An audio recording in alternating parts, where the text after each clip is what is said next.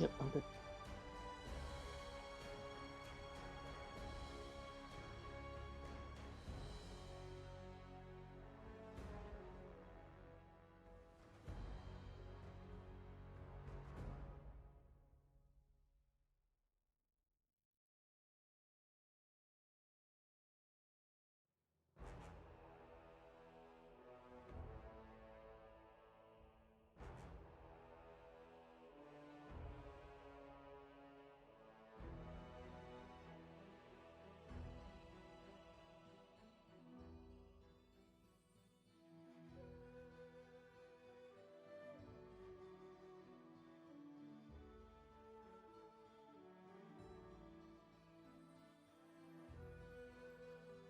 Huh.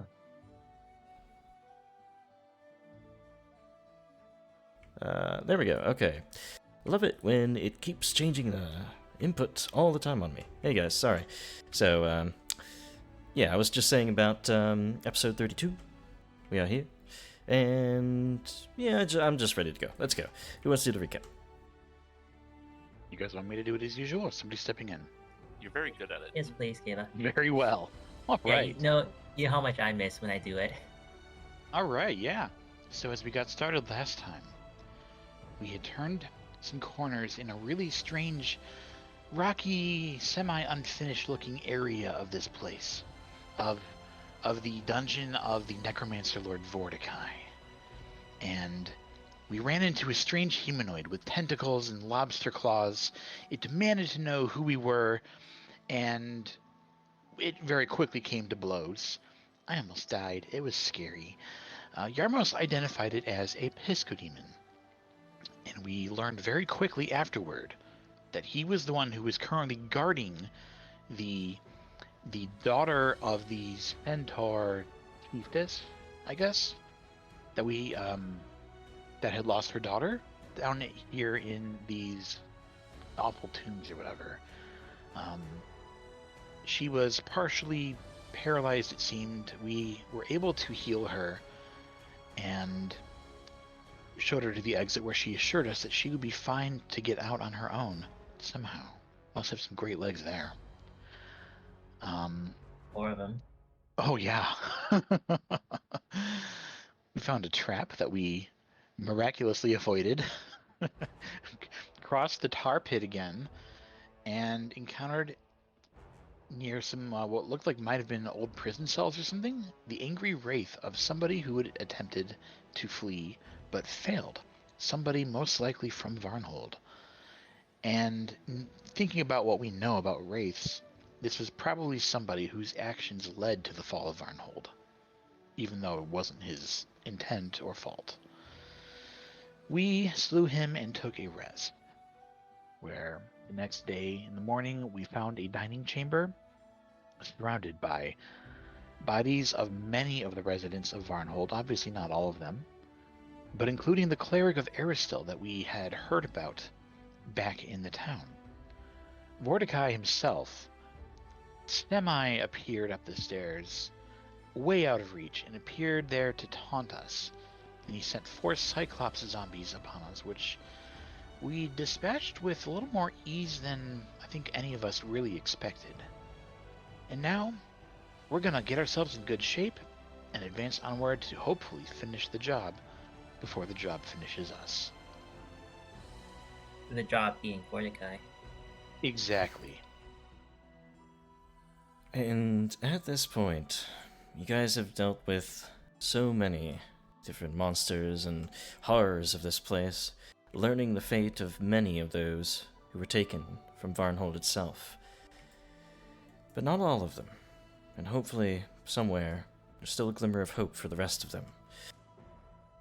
The only way forward, at this point, is up those massive sets of stairs, leading further up into the sort of limestone pillar, almost, that this little citadel is for Vordakai.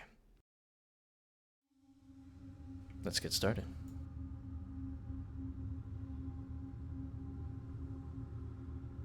Is everybody okay? Ready to continue up these stairs? I should be good. I'm mostly fine.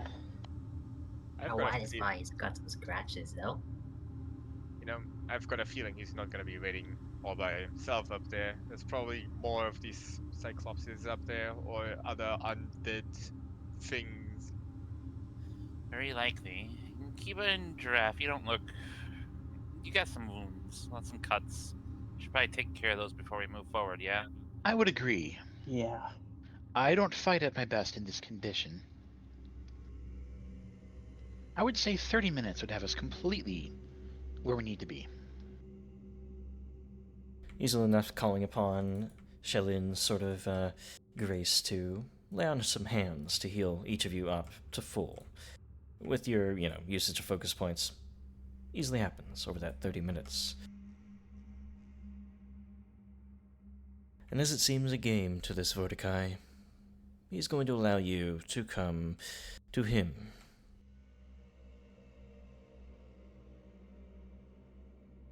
At least, not in 30 minutes. So, make sure you're all at full health then. It's a Giraffe. I don't think anybody else really took damage there. Just the two of us, really. Just Just the two two people of meant us. to take the damage. We can make it if we try. Actually, Two no, of there's us. like 5 of us. This stream has Just now the been 5 of copyright us. struck because of you. I can't sing Vordakai. that well. So, with these stairs looming before you, they seem to lead up to some sort of gallery up above where Vordakai was standing as he was, looming down towards you. The only thing really notable, or sightable, I should say, in the darkness up above was that oculus that seems to take over his sort of eye socket rather than some other, more normal eye. But as you guys begin ascending the stairs with a little bit of difficulty, just due to their massive size, due to them being more built for cyclopses rather than your statures, I'm gonna move you guys to a new scene. Oh, I see why he liked to loom from up here. It is a very fun spot to do your little speeches from. Darn, a fight on the stairs would have been interesting. Wouldn't be my first choice. Although, with Push the it amount down. of grace that I'm able to Stairs. call upon within, due to my training and background, I would be just fine fighting on stairs. Yes, but all it takes is for one guy to push you, and then you go tumbling down the stairs. Well, there's 5 of us and 1 of him. We can just team up and push him down. For some reason, I don't think it will be quite that easy. You guys do get to the top of the stairs here, but you don't see any sign of Vordakai. There are a few chambers here still yet. If your exploration activity is to search, please roll me your perception.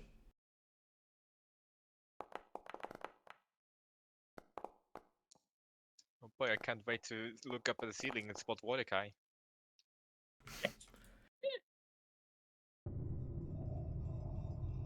And as you guys step into these chambers, there is something that only a few of you note. Yarmus and Gaz, as your eyes scan the walls. You've seen many times before in this place secret passages hidden as just regular walls that will fall away when you press or touch onto them. You think you see a similar one around the corner to the north, belying one other exit from this little area here, beyond that door to the south.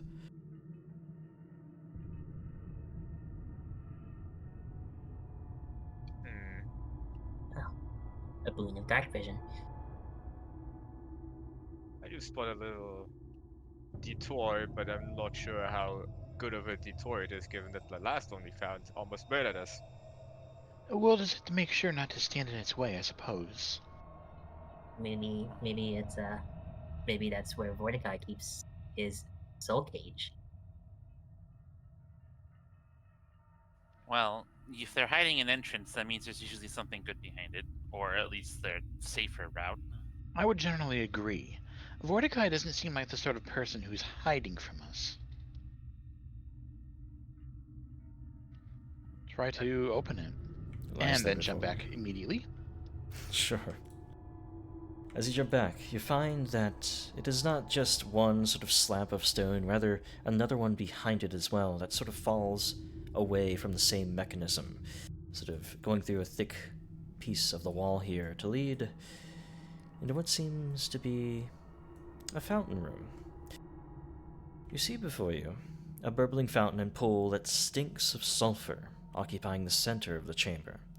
There's a shallow channel, though, cut into the stone of the floor that passes beneath bronze doors, funneling the foul-smelling water out to the east.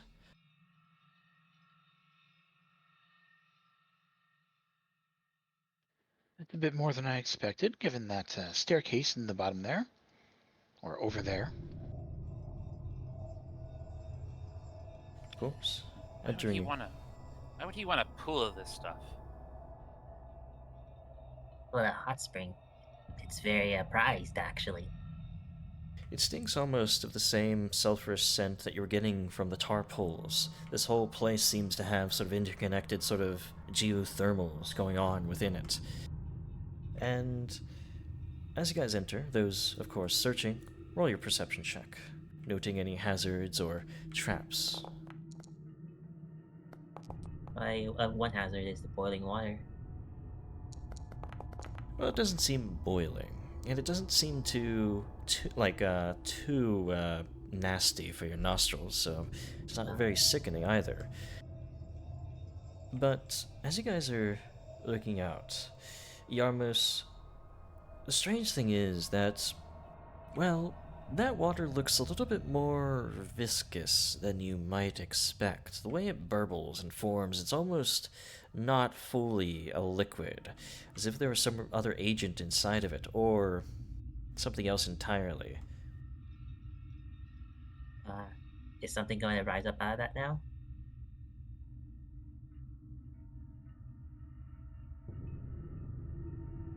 You have I'll a take that moment. as a no. Oh, you have a moment. Well, Yarmouth is going to warn everybody. That this has very ooze-like qualities. You may Oh, be right. no. Parent just looks at it for a moment or so.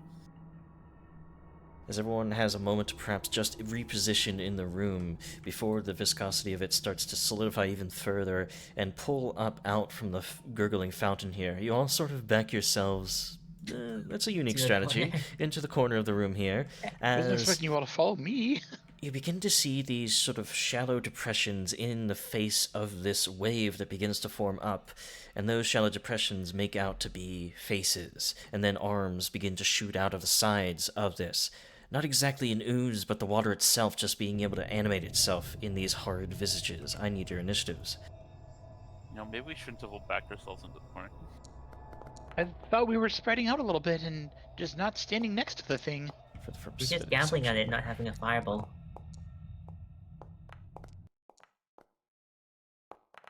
Scalding ball. And my initiative as well. Wow.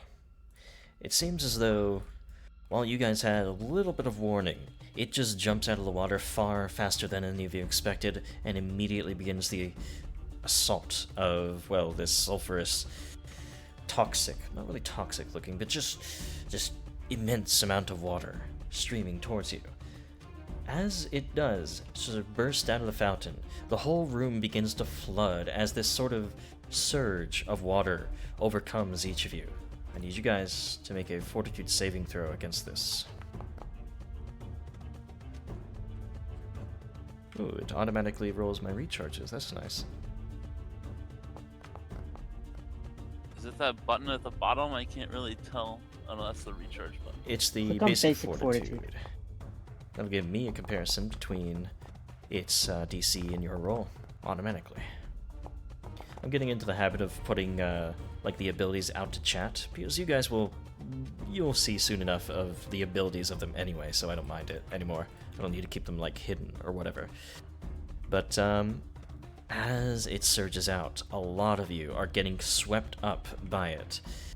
Kiba, you fail. Giraffe, you fail. Gaz critically fails. Parrot, unfortunately, because you're so drained, you are also failing, and Yarmos is failing.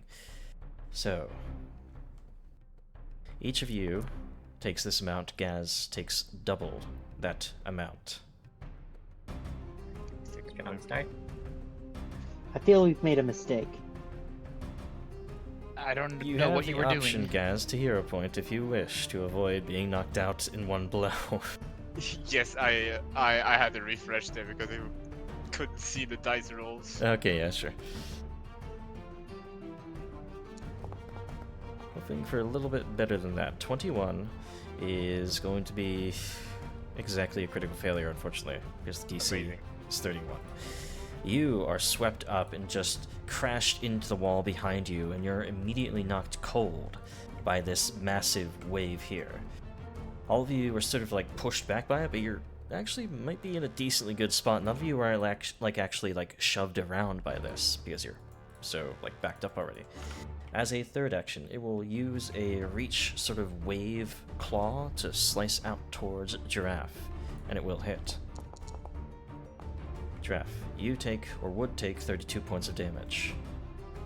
Enfeeble. Enfeebling it might be a good idea, sort of weakening the connections of the water there. That'll be its turn, so we have Also, the rest we of need you. to make sure we get that s- spirit now. Things got Spirit? changed around a bit with the update. What do you mean, spirit? Level 9 divine level 9 for divine smite Oh, makes response the enemies damage. take spirit damage. Takes Persistent? persistent. Okay, yes. And we don't have that on there right now because it got updated. Yeah, so equal to your charisma mod, or what's your charis? +3? It is 3, yes. Okay. Spirit. There we go. Yarmos. Yarmos is going to first brush the water from his eyes as he tries to recall knowledge of this thing. Sure. Is it an It is a Arcana or Nature that you're looking Gotcha. for. alright?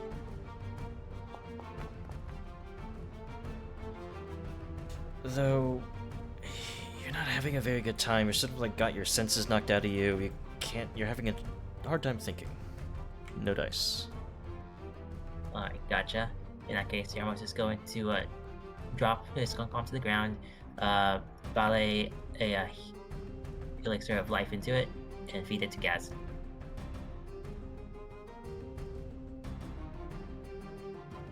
Okay.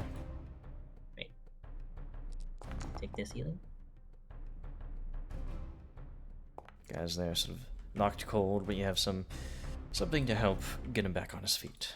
Alright. That's it for Yarmos' turn. Kiba. All right. Well, I'm going to test the waters, so to speak, with my glaive. Okay. But first, I'll get some singing going on. Alrighty. Calling out to your allies. Use the macro there to get that going. Oh, unless you're not doing lingering there, are you? It's not lingering, no. Gotcha, Just doing okay. a regular. Okay, so from now on, yeah, I can just use that lingering macro by using the Courageous Anthem. That's beautiful. Love it. Mm-hmm. Okay, so then I can do a step and a strike. A little bit close to this creature, tentatively so. Let's see if you do. I'll lash out with my glaive. And a 19 definitely does hit it. This is sort of a powerful force before you. Not easy to strike it harshly. So no crits, but a hit. Certainly so. It does also seem to sort of overcome the flames of your blade, resisting it quite well. There's 3. Giraffe. Alrighty. I am going to step up and make a double slice against this elemental Alright. creature. Not one to be cowed by water, though you do smell a little bit worse. No. That will be a miss. Worse or I'll better? save my hero points for now. Mombele doesn't strike true, but that certainly does. If you got on the other side of it, if you got any sort of flanking maneuvering, this would have been a crit, but otherwise just a hit. 18 points of damage. Doesn't seem to be that resistant to your strikes, though. It's sort of this. Oh, it's so that's good. viscous that you can sort of carve into it and hurt it that way. That'll be my turn, though. All right, Barrett, feeling pretty bad after that strike. What do you do? Just a little bit. I'm gonna do a recall knowledge as well. Arcana or Nature? I would love to see this thing under a hydraulic press. Ah man, Barrett, you also just got your senses knocked out of you. No dice there. All right. Well, we're gonna have to take a gamble then with what we do here. I'm gonna cast slow on it. Okay. Seems to morph and shift itself around, but you're not sure exactly what is the weakness of this creature. But with a 2 on the dice, it doesn't really matter. As you just ensorcel this creature and see the flows and ebbs of time itself, just like this water as it flows and ebbs, matches up to the spell quite well. It'll be slowed 1 for 1 minute. Excellent. Maybe that will save us. That is my turn. Hold on. Alright. And Gaz. Well.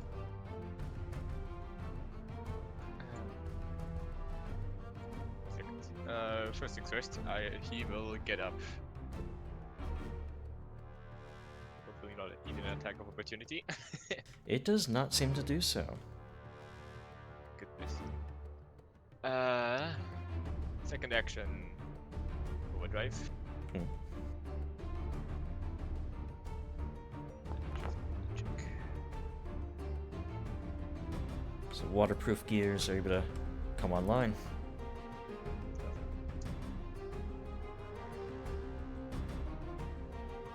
And final action. One step forwards. A little bit closer. Alright, so over to the creature's turn. As it sort of slowed down, it finds itself unable to, well, whip out its strikes with as much ferocity. It's going to make a, let's see.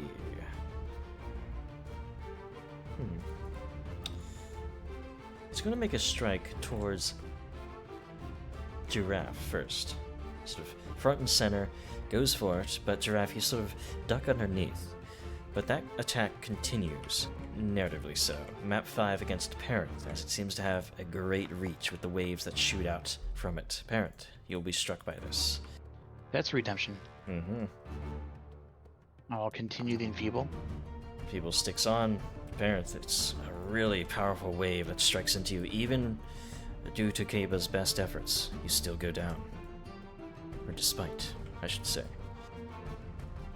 It's a good shot. Good chance. And with Yikes. that, though, slow still keeps it held firm. It's not moving any further. Yarmos. Yarmos is going to attempt another recall knowledge. Mm-hmm.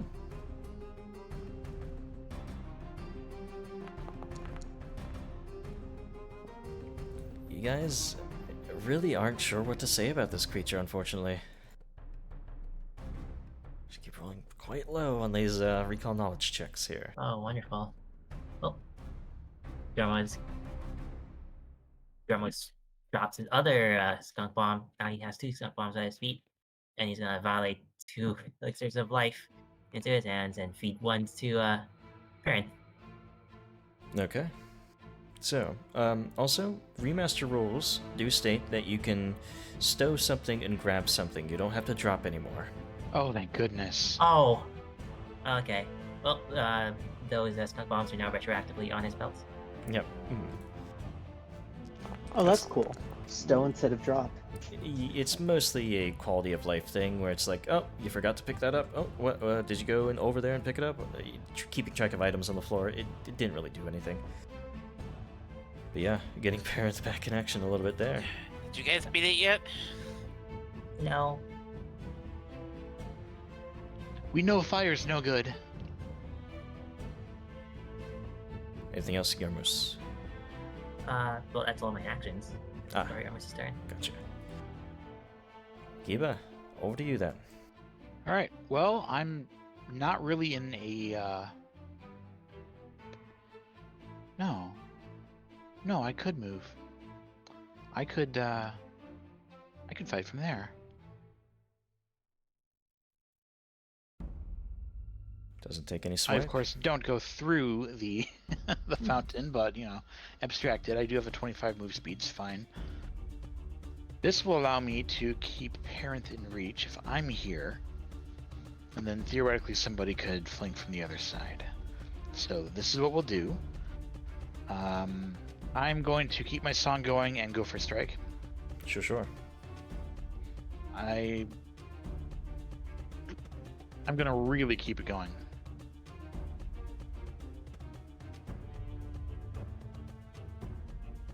This time, sort of trying to make this linger on the minds of your allies, keeping them going. This one will certainly succeed. Okay, confirmed I only lost 1 focus point. Perfect. Yeah, it'll subtract it. I'm just making sure I did it right. 19 on the dice.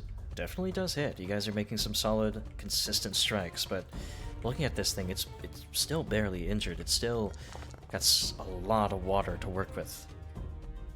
And no flame will harm it. Thank goodness it's my flame die that's doing all the ones all the time here. Yeah, I noticed that For too. real. And Alright, there we go, that's it. Giraffe, over onto you. Cool. I'm gonna stride over to get a flank with Kiba. Mm-hmm.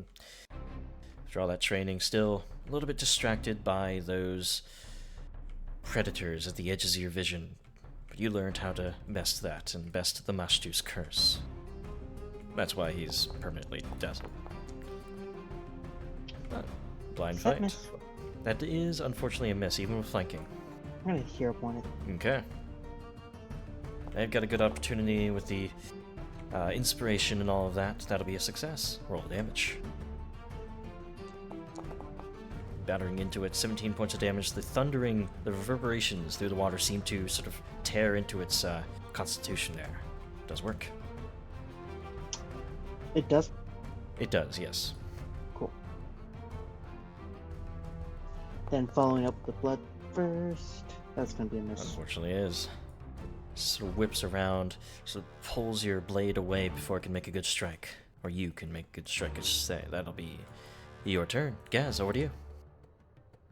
Oh, I don't know what I actually want to do last turn. That is to use one of the talismans that I have Ooh, attached. using a talisman. Love it, but to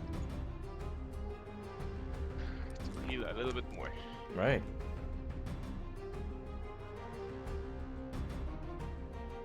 Revitalizes a little bit more. Next, I will strike out.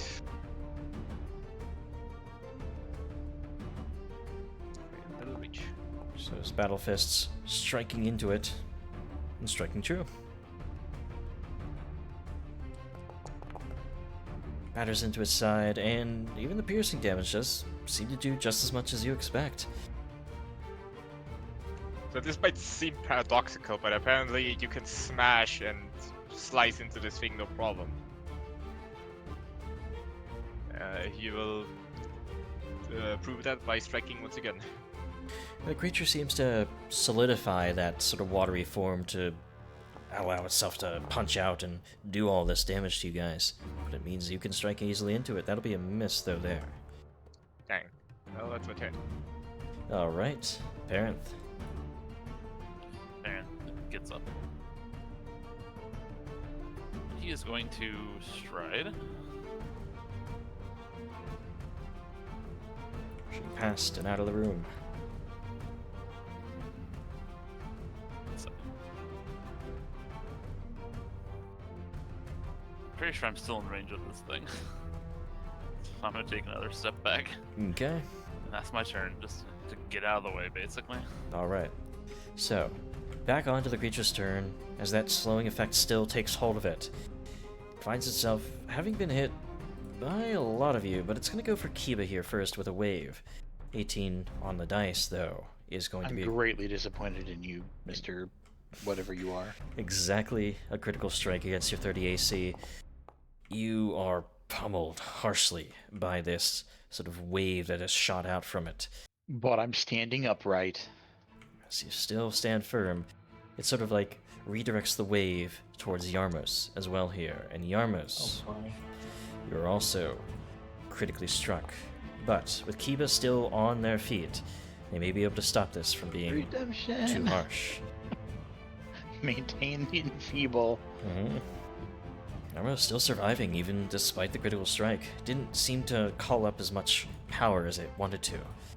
Buried under the waves, he managed to get his hands above it and flashes a thumbs up. Mm-hmm. And it seems, as it ends its turn here, like it is collecting itself once more for a powerful storm surge.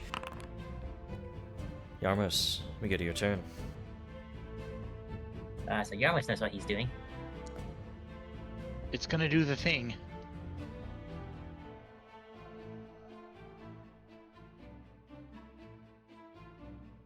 How big was the emanation again? You're not exactly sure. None of you were in a position to Gotcha. see. Alright. Oh, this should hopefully be enough. Yarmos is going to stand here and repull knowledge again. Alright. Gonna get happening eventually. Well, can't say you will this time. Again, these rolls have not been great. You guys just haven't been able to figure out anything. I've Four given up. times the charm. Unfortunately, that's a 4 on the dice as well. It's going to fail. Try Where are these again. on the con saving throws? That's it for my turn. Just have no idea. Make sure to remove that resistance from yourself, Yarmos. Keep it. Over to Of you. course. Cool. Okay. As long as ongoing, so I don't have to use an action for that this time. That's great. If I strike, I will still have time for a move, so I might do a strike, stride, and heal. I think that's how we're gonna do it. Yeah, I'm gonna retreat a little bit just to make sure. I don't know what's gonna happen when we do that.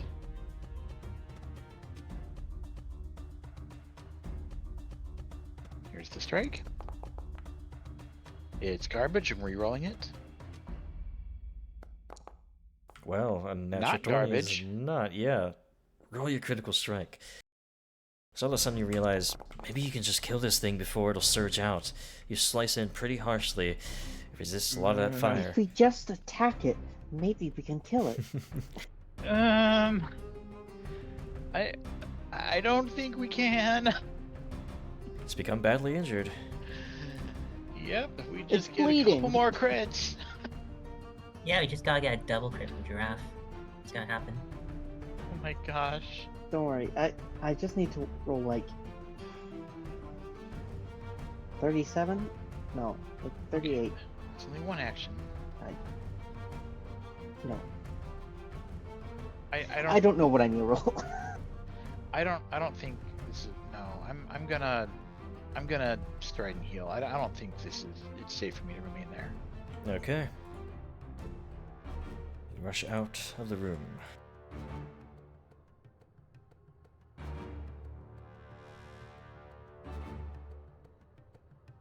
It's just that fall. Actually, I can't do that. That's good, yeah, actually. So you're rushing away. Get my self heal going. Little land If we hand. start like since it's slow, then we start retreating. We can just like make it stride every turn and never be able to do its emanation thing. That is if you would like to run, and running's not a very good thing. Yeah, Running I'm off So every like a- time I've had a group run, they die. Or like end up like Oh, having fine. people go down, and like running doesn't work in PF2E. Yeah. Right now, I'm just banking on the theory that it'll have a lot of trouble coming after us, and maybe we can make it hit and runs Yeah. while but it's recharged like this. I think Giraffe. what Phobos means is that if one person goes down, it does mean like you have to stop. It's a chain Yeah, reaction. exactly. The group wipes. Yeah. Mhm. And then you have to try to heal the person, and people start trying to drag people around the room. Like that's all wastes Oh of actions. gosh. Yeah. Absolutely. Yeah. Giraffe, your turn. gonna double slice. Okay, this time without the help of Kiba there. So, let's see I if have a these good do. feeling. It But still if does you hit. go down, we can bring you up. Just yeah, Maybe. maybe. Solid strike, 19 damage, straight into it. And out with the bloodthirst as well. Will strike true. Just the same, and very good rolls. 19 damage there. You guys have rolled 18s and 19s for damage the entire fight, pretty much. Okay, I don't feel so bad. Neither of those would have crit if I was there. Now, though, you find that it's barely holding itself together. A lot of the faces are sort of falling back into the water, but there's still that main force that threatens Given to how surge. high its AC is, I'm not gonna fish. I'm going to parry. Okay. Cool. Can the two of you do this? Can you finish him off? Let's Yes. see. Come on, guys, just punch it. Yes, I will punch it. But make sure to take care of yourself if it gets bad. Are you sure it's difficult to fish in this water? 4 on the dice, though. It's definitely not going to work. I could try and finish it off with a Mega Volt, or I could save myself. It's water. It's probably weak to lightning. Sounds like a terrible idea. I will ignore the suggestion. I will raise a field. Okay. So raise your shield. It's a save. up. It's a fort save. So rush And- past. He will leave the room, Okay. Bye, giraffe. hiding behind parent. Wow, thanks. We do have then Parent. Hi, how's it going? Parent raises his stuff. A lightning bolt crashes out from your staff. Let's see if it can get out of the way. It can. I'm gonna scream. As its whole form just sort of sloshes down into the water as if it is sort of like trying to get the water to surge upwards, and unfortunately at that very exact moment the lightning bolt charged up shoots out right overhead. You're okay over there, right, Giraffe? No. We have heals. Alright, so That's my turn. Giraffe, as you rush away, you see behind you this upwelling, this surge of water blasting out and through those secret doors. I need a fortitude save from everyone except for Parent.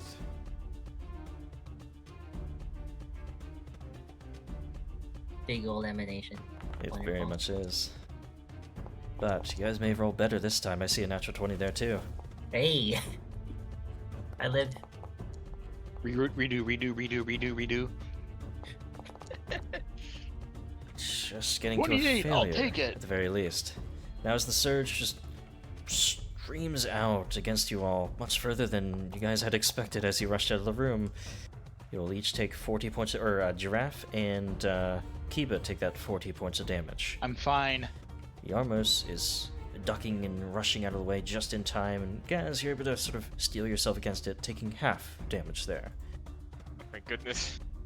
And surprisingly, you all stood and survived against this thing. Not dead just yet. Another round goes by. Yarmos, over to you. It's looking pretty nearly down, so Yarmos is going to do as Yarmos does, and quick alchemy up a ball of lightning. Then a ball of lightning with debilitating bomb dazzled, and then he's going to make a strike. Alright. This thing doesn't have eyes, but there's no clue how this works. So you sling this across. It does fail to hit it point blank or on target, but it will splash. As that little bit of electricity damage splashes out, it takes it, but doesn't seem to be particularly bothered by it. Or the try. No. In that case, Yarmos is going to just go ahead and slip down over here. Okay. And hopefully that's out of range of anything in the creature, and that's it for his turn. Kiba. Try to go in for the kill. Alright. Let us see here. It's in the dice, though. Not gonna cut it. You try to slice into the thing, but it's now desperately sort of throwing back your attacks, trying to survive, but you get Will it another crit do natural it? 20. Certainly will. Cleaving into this thing one more time, using all the force you can muster.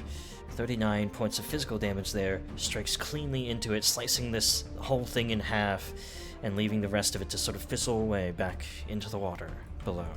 Back in finally. And that is that. That was wild. Are you okay, Giraffe? Mostly. Why'd you all run? We were trying to get out of the way, out of the range of its really big attack. We weren't fleeing. We were getting out of its range. In case you We hadn't were noticed, retreating. What are you complaining about?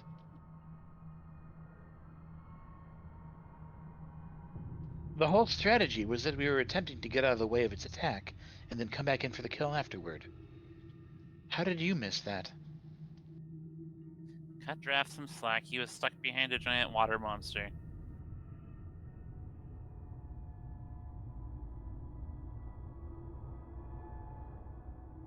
I probably should have asked this during that 1.5 years we were just living together, but what's up with all the time stuff, parent? This is hardly the time or the place. Speaking of place, however, something had caught my eye. I didn't quite take it into account as we were passing by, but now that we have a moment, it occurs to me that the staircase over on this side is very much Cyclops-sized. The door that was at the head of the stairs in the previous room was not. Wait, was it? Didn't seem so, but you didn't see where it led. We did not. Well, do you wish to go back and look at the door, Kiva? Indeed, I would surmise that if Vordakai was to have his lair up here, his hideout, his chamber, it would be up those stairs ahead of us. Okay, we have another issue though before we can do that. The fact that we're dying. I think you can wait another hour or so.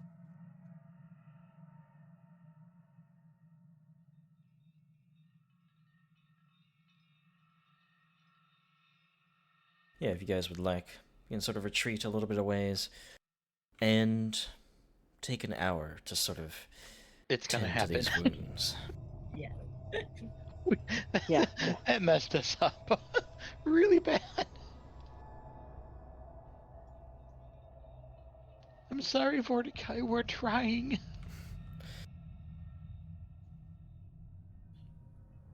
And with a little Or bit of necromancer. rejuvenation from the land hands, yeah, an hour passes. You guys can give yourselves full HP here. Now I know How it's much not ex- the time for it, but we might die today, so and I really don't want to die. How Curious much about this. experience did we get? That was 80 experience points. The time thing. What? I'm just very curious, and we might die today, and I don't want to die curious. Well, if you want to know, then you can't die. All right, I'll bookmark that for tomorrow. Make sure you don't die either, okay? Think of it as motivation to not die. I'm good with this. Are we sure we want to go through the obvious door? I am sure. What if it's a trap? If it's a trap, then our scout can look first. Isn't that you? If you think it might be a trap, then perhaps somebody else other than me should open that door. How about you just look at the door and search it for traps? That's accounted for with your general search of the room. Yeah, fair enough. I would probably spotted that when you first looked around the room. Then again, we all know how expertly I am able to jump out of the way of traps. Or weather them at least. The door opened and a fireball flies out. So I do have Cerulean Hazard Sense, Mm-hmm. which is basically a free automatic roll against traps. Beautiful. All right. Well, Let me here see. goes. Let's see if I don't know if the DM rolls that. I guess even if you aren't searching, you get so whenever you enter a room, you, if you're not searching, get to search for traps specifically. That's it. I'll draw that in the future then. Thank you. It's perhaps wider than I expected. You open the door, and yes, a passageway goes out before you. No traps, no hazards of any sort, just a long hallway. Do a brief scouting around the corner at the very least Suspicious before we looking decide. level. Okay, it's stairs and Stairs leading up. Cyclope-sized stairs, or All these seem to be, yes, that size. they are. Hmm. I think Wonderful. Could have entirely avoided that entire mess up there. This is incredible. As you look before you, you see a very strange chamber. The walls of the octagonal chamber, which vault to a 20-foot high ceiling, are composed of multiple slabs of opaque white crystal, fitted together to form a dome in the distinctive shape of an inverted eye, its gaze focused into the room below. This white crystal gleams with a subdued moonlight glow. The walls themselves are covered with arcane symbols, stylized line art, and images of cyclopses. There's also, of course, in the center of the room on the floor, a 20-foot diameter circle incised into the stone, directly beneath the great eye-shaped dome above. If you are searching, roll your perception. Parent kind of moves to the front when he starts to see those arcane symbols. Mm-hmm.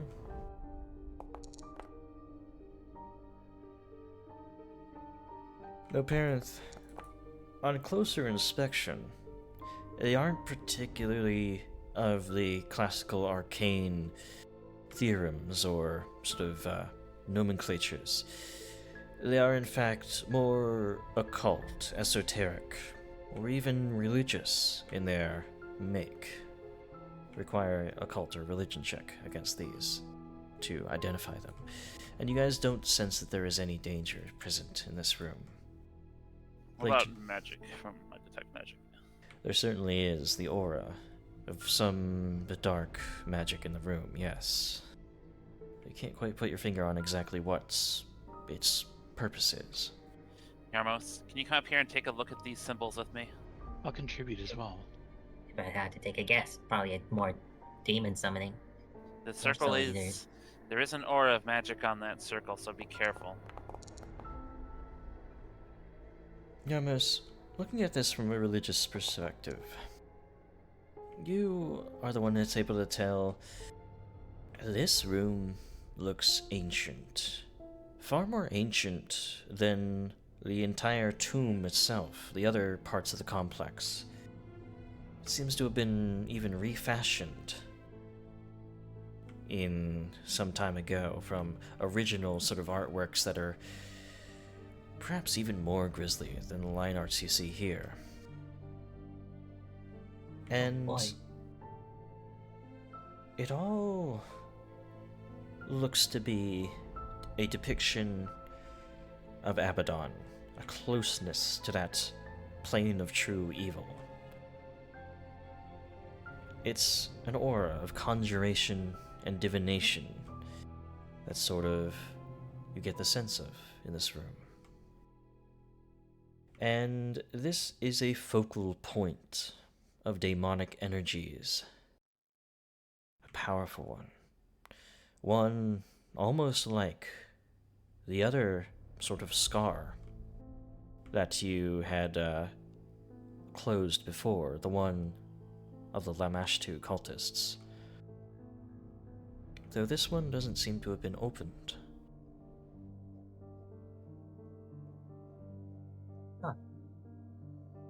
It hasn't been touched in like all this time. Not that it hasn't been touched. It has, certainly. Oh boy. But it doesn't seem to be an open gateway between here and Abaddon, thankfully. Not yet. You sense no danger stepping into the room or walking around through it, other than the creeping, pure evil of the place. Wonder if we can destroy this circle somehow.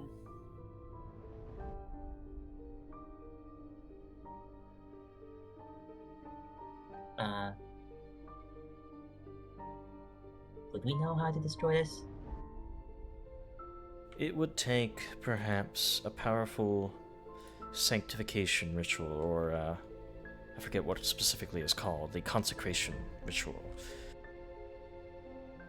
But even then, that would only, perhaps, weaken the boundaries.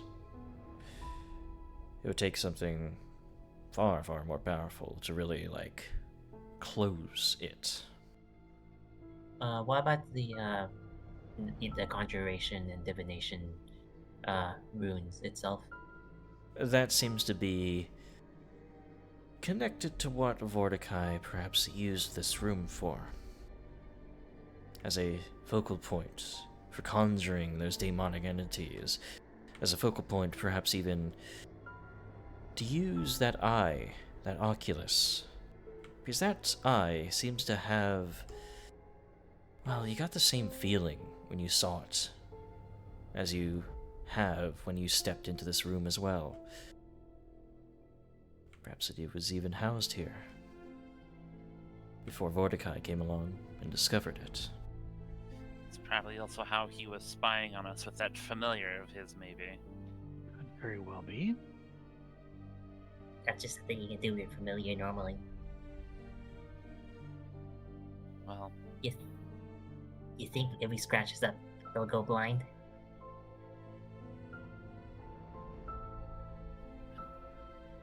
do you think it's linked to him? That's the impression I'm getting. But at the very least, it's good to make sure there's no more soul eaters coming after us. Well, we already took care of that summoning circle, I thought. Or that ritual This site. is the main locus for it. You can always use this one to make more, I'm pretty sure. Well, we can Or come back perhaps even worse. when we have the ability to actually destroy this thing. Seems to be far beyond just scratching it. I would say so, yes. Let's see where this goes. You open it up. The large bronze door leads down those stairs that you saw before. Oh. Oh, Oh. Well, I guess there's only one way to go then, and it's through those other doors. I did not expect both of these paths to lead to exactly the same place. the illusion of choice. How strange. That dumb cow. Aren't I usually good with directions?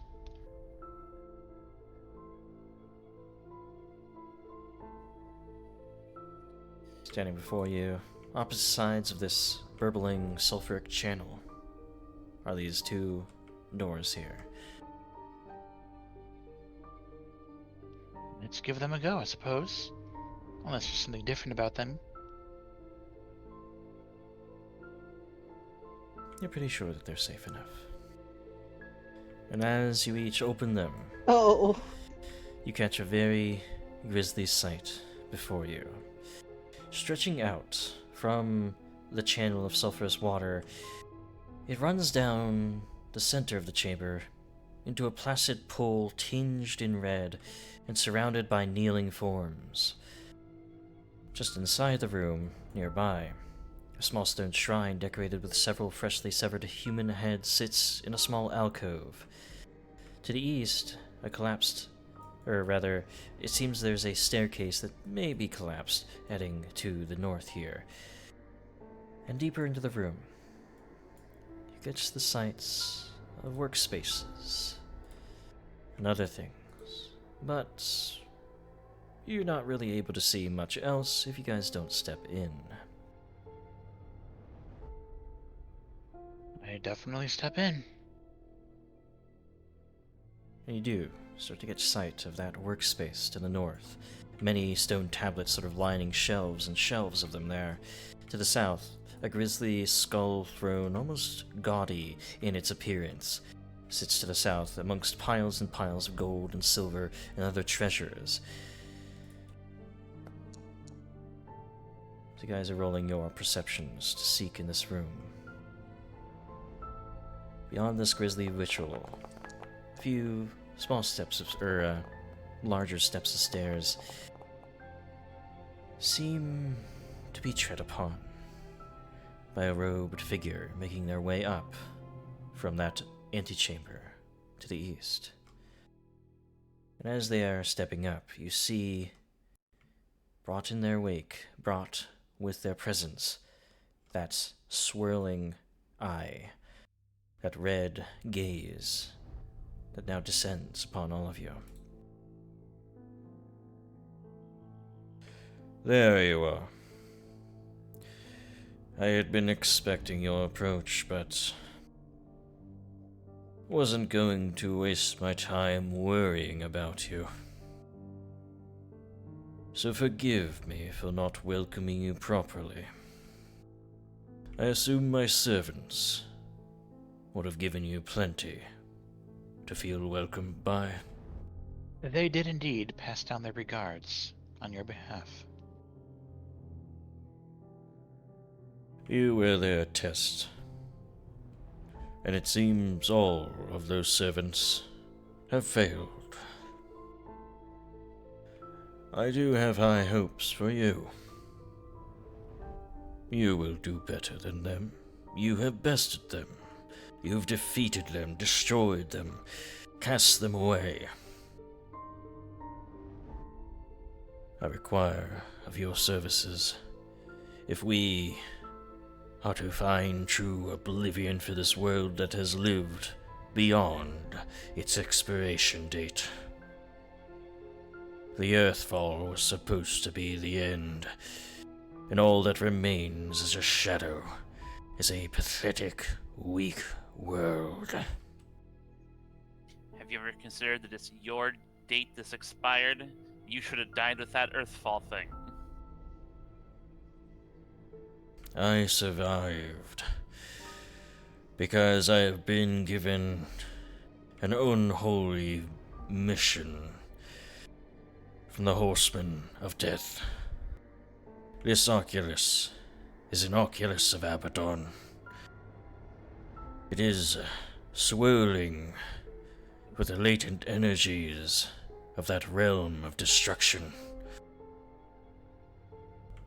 I have been granted the power to lord over entire cities.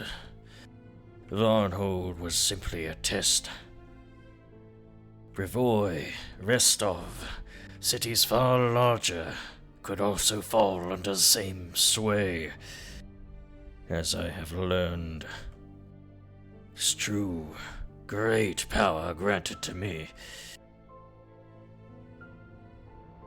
is why I must not fail, why you will not get in my way.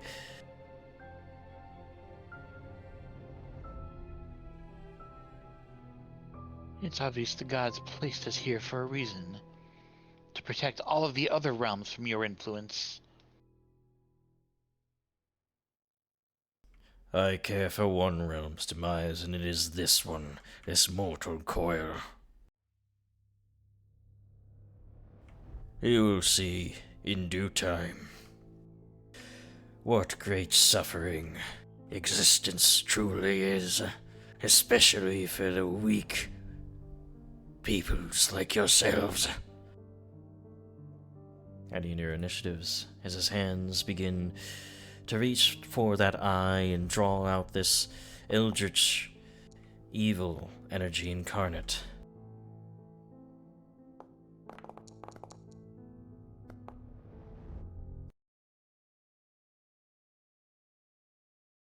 And as he does so, he seems to have been preparing himself for these events. As his hands reach towards the eye, he draws out from it this red lightning. With the power granted to me, you will be reduced to ash. Begins to cast chain lightning. Oh Yeah, of no. course. Hmm. So it didn't really matter where we stood. I wish that I was within 15 feet of both him and literally anybody, but I'm not. Unfortunately not. As this lightning casts out from his hands, I need everyone's reflex saves. Of course he'd rely on a spell for reflex save. He doesn't have I- depth I perception. have great news, everybody. It's been an hour. No point. After these reflex saving throws, I'm going to be using Shadow Siphon. That is a good What? thing it's an hour. I'm re-rolling my saving. Wow. Depressing. Ooh, 22! Maybe that'll be a fail. Alright. And here is this. Okay, Parenth. Before we get to anything else, I need that counteract check. Even though the powers of his forceful magics overcome any attempt of yours, sort of your own abilities, the power of the Shadow Siphon still allows it to be pulled away because it's rank 2 higher than its actual spell level. This spell is partially siphoned away into the Shadow Realms, so whatever you guys roll, you'll be taking half damage of that anyway. So let's have a look here. Giraffe. Actually, let me roll the dice first and then declare who gets what here. That's a lot of dice. Ooh. Certainly is. As the lightning begins to rack everybody, Giraffe, you fail, so you take full damage, though you'll take half damage because of the Shadow Siphon pulling some of it away. 23 is a critical fail, Yarmos, so you take full damage because of the Shadow Siphon. Gaz, you critically failed as well. You take full damage. Kiba, you critically failed. You take full damage. And Parenth, you fail too. But you take half damage because of the Shadow Siphon. As even though it racks straight into everybody here, Parenth is able to siphon all the power away from it, or most of it. Otherwise, we would have a few people down already. I see there's another practitioner amongst you. Your attempts will not succeed. If you've been watching us for so long, you probably should have known that. Oh, I already did. But I was not expecting... So much power. You'll be a useful servant. Casts Shield as his last action. Yarmos, we go to you. Thankfully, I was expecting something like that. Yarmos hurries up and dual wields elixirs of life, one in his mouth and one in Gaz's. This one is for me, Mm-hmm. and this one's for Gaz. Alright, rushing around, healing your allies. These elixirs are actually doing a lot of healing at this level. Yeah. They got their upgrade very recently, and they're Mhm. kind of helpful now. That's it for his turn. Alright, Parenth, over to you. And that's not all I can do. Kill him. I'm going to reach spell, drain bonded item, slow. Okay. As the spell comes out.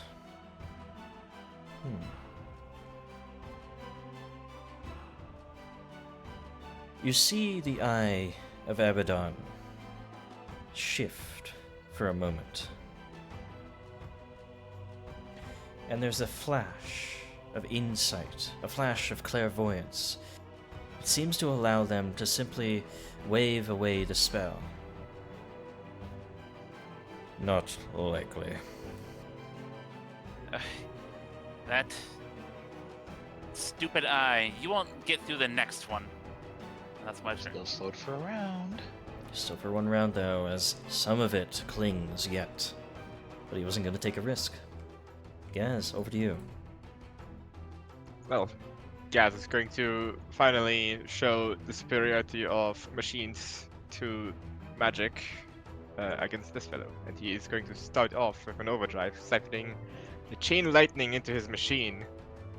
And hopefully, rolling well. Well, so much for that. As it seems that everything is getting overcharged, you have to do something, but it explodes on you, and you'll be taking, I think, the, level Yep. damage. Wonderful. That means I have no overdrive for 1 minute.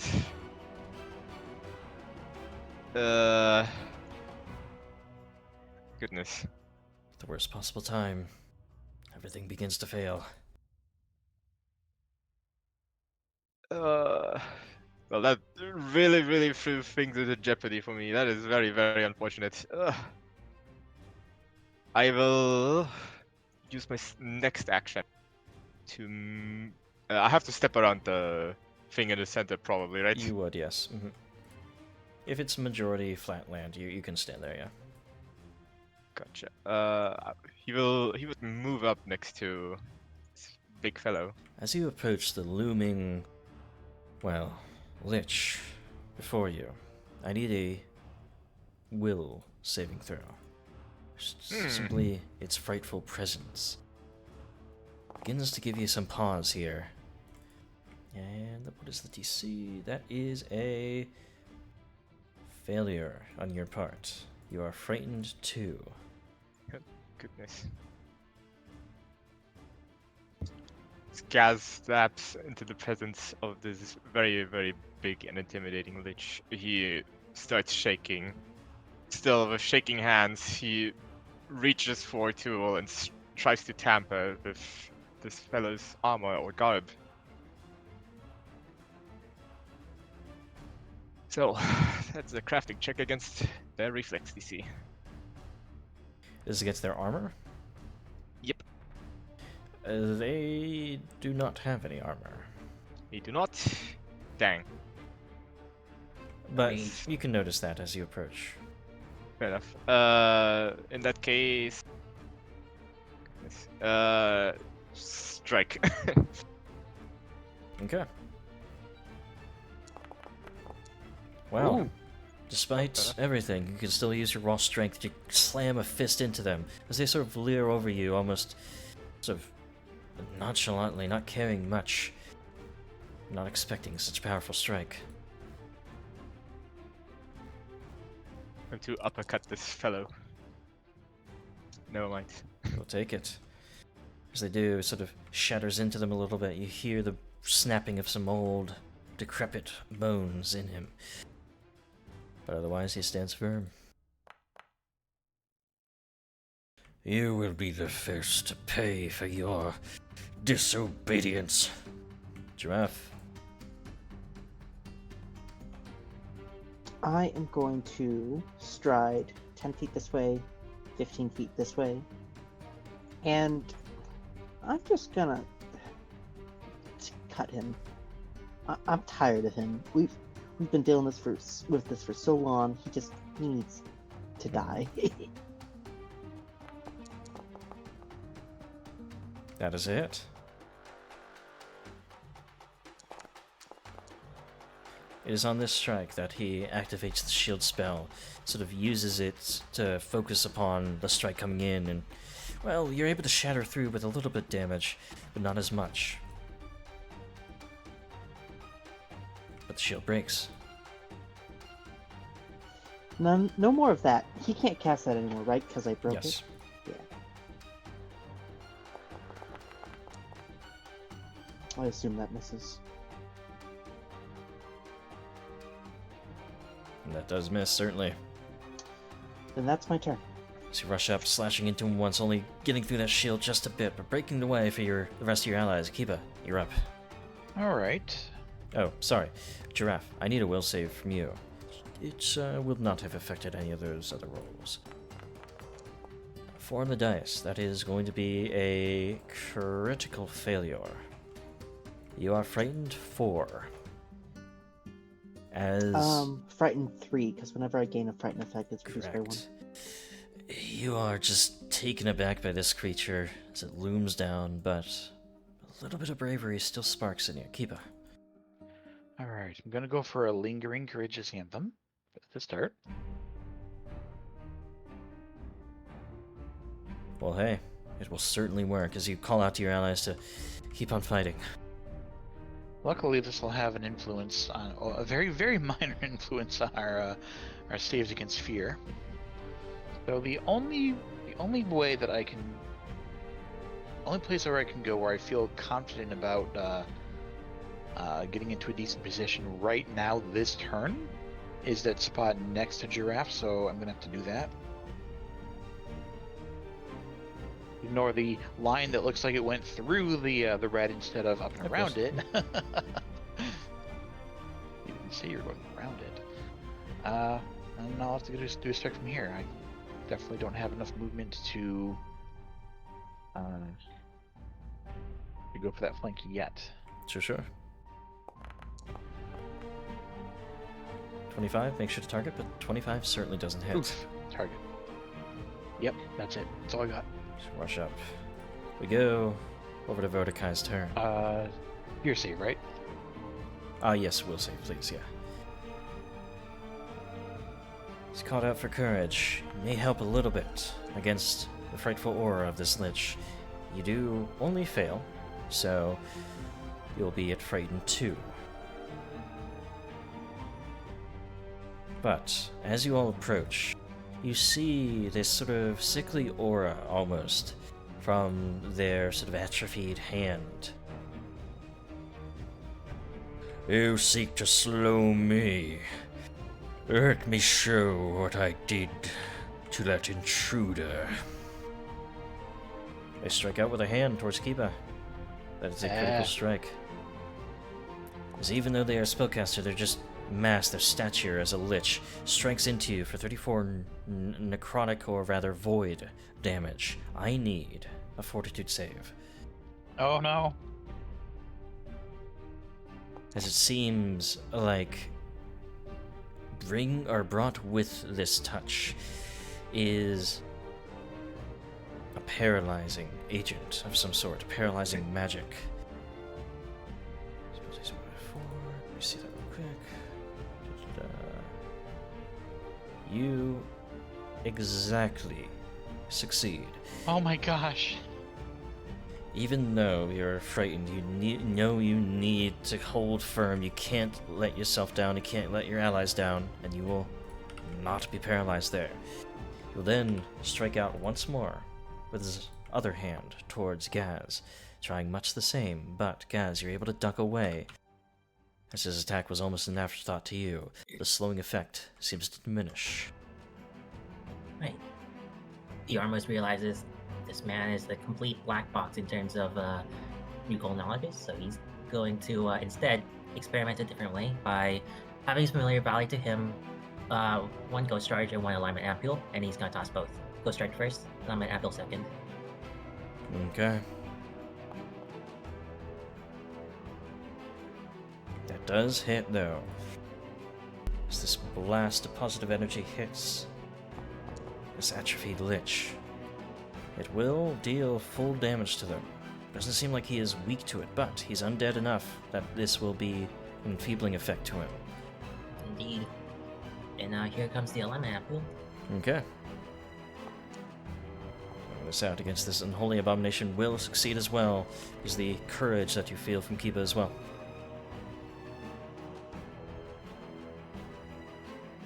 Is that the right one? I have no idea what's going on with the damage roll on this thing. It is supposed to be the moderate. Wait, how much is it extra? This also takes into account the highest weakness of whatever he has. How much extra damage would it be? It shouldn't be 1d4. I think it's just Alignment Ampule being like that. It's a very weird bomb. It's supposed to take most of its damage from the weakness. You are actually correct. Yes, it has /2. So yeah, 4. They don't seem to be all that. Actually, no, you're right because of the weakness value. Because it should be a sanctified bomb. Should be 10 extra damage from them. Oh, great. Well, it's something. That's it for your turn. Okay. Parent, we'll go over to you then. I'm gonna have to test the waters a little bit, aren't I? Here. Do not go into the blood tub. Into the blood tub. Don't go into the hot tub. There's blood in it. You know, for somebody so high and mighty, you're the one that might be on the floor here. Okay. So I'm going to kind of dump half of it into the pool of blood and just put it under one square of him to not really disrupt my teammates' movement. Okay. Makes his reflex save. Against this 9, he will succeed as he sort of stands firm on it. You think your simple tricks would stop me? The simplest tricks are the ones that trick the people the most. I am going to cast... Is he holding like a spell focus? No. Oh. That's my turn. Just cast your shield. We go to Gaz. Well, he is also going to raise his own shield. Shield goes up. Simple tricks might be too easy for you, but how about a fist to the dome? He's gonna strike. Okay. Would you like to flank? I don't really want to move further forward because that is very dangerous. That is a miss, though, as he sort of brings up a hand, just brush aside the attack of the fist. He is going to use a second attack. Okay. This one also misses, unfortunately. You got his hopes up. As, even though you did roll well, you're dealing with a monstrosity that is able to defend themselves quite well, just sort of pushing away your strikes with great strength. No dice there.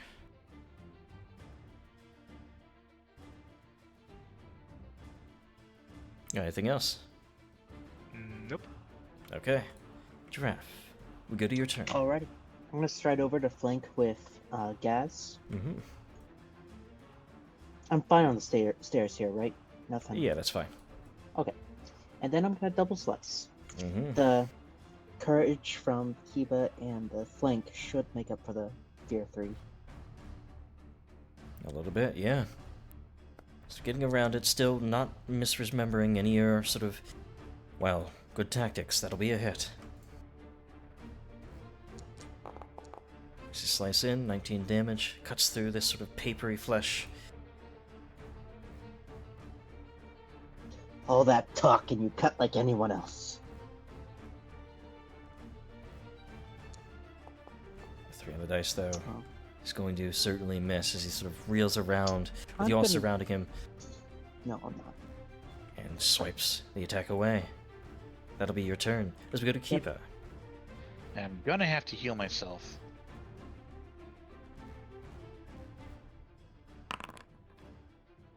Just lay on a little bit of hands to help yourself through. I'm going to maintain my position because it could potentially set up better flanks on, say, the next turn, perhaps. And I will go for 2 strikes.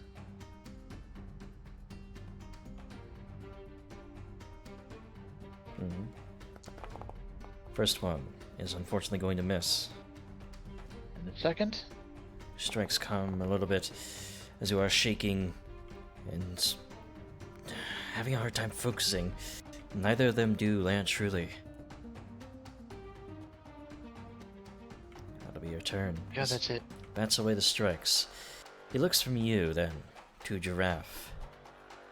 And what manner of beast are you supposed to be? Common rebel. I will show you horrors beyond your ability to comprehend. I have more eyes than you. I think I can comprehend.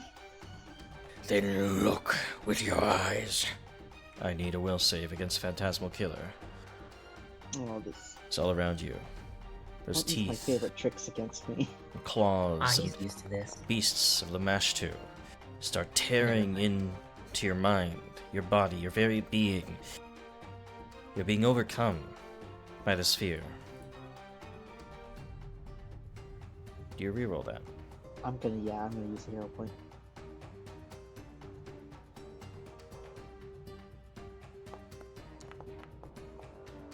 $23.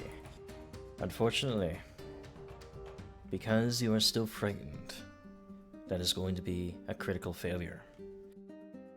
All of those beasts that you thought you had a handle of, those sort of claws and teeth and eyes at the edges of your vision, begin to cloud them, and you are sent into a world of creatures tearing you apart. I need a fortitude saving throw.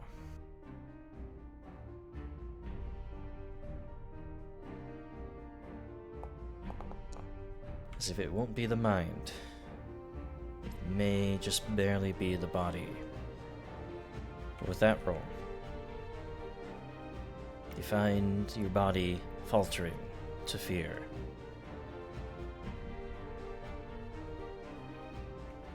You are sent to your death.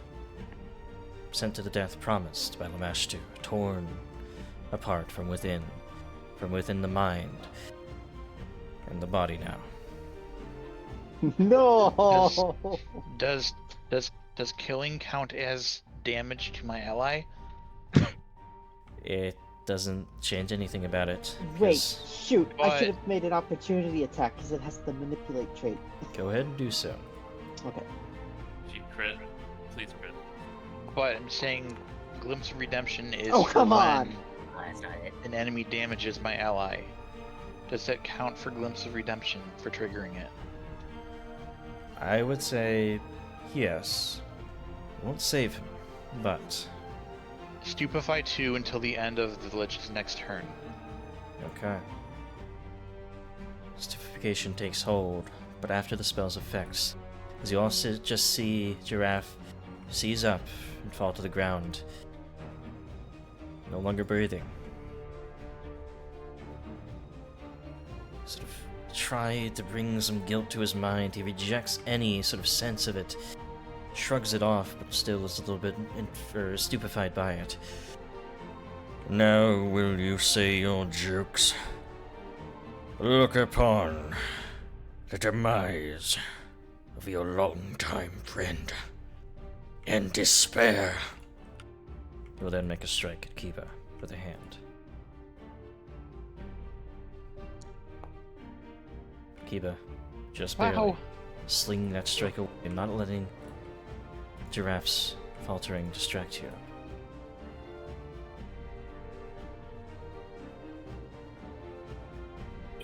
He's not. I'll get him up after this. Just keep on going at everybody. Yaramost gets another 2 bombs into his hand, and get another salvo of a ghost charge and a lemon apple.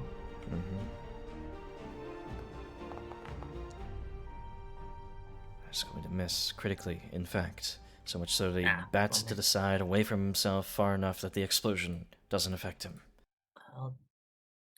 I'll go ahead and hero point that using the wrong button. Same result, unfortunately. Yep, seems like it. Temporary alignment apple. And unfortunately, you find yourself very taken aback at this point. You sling these bombs off, but you're not focused enough to make them land true. That one also critically misses. It's a Yaramost turn. Parenth, it is yours. Parenth's going to step up. I've been thinking for a while what I want to try to do here. Mm-hmm.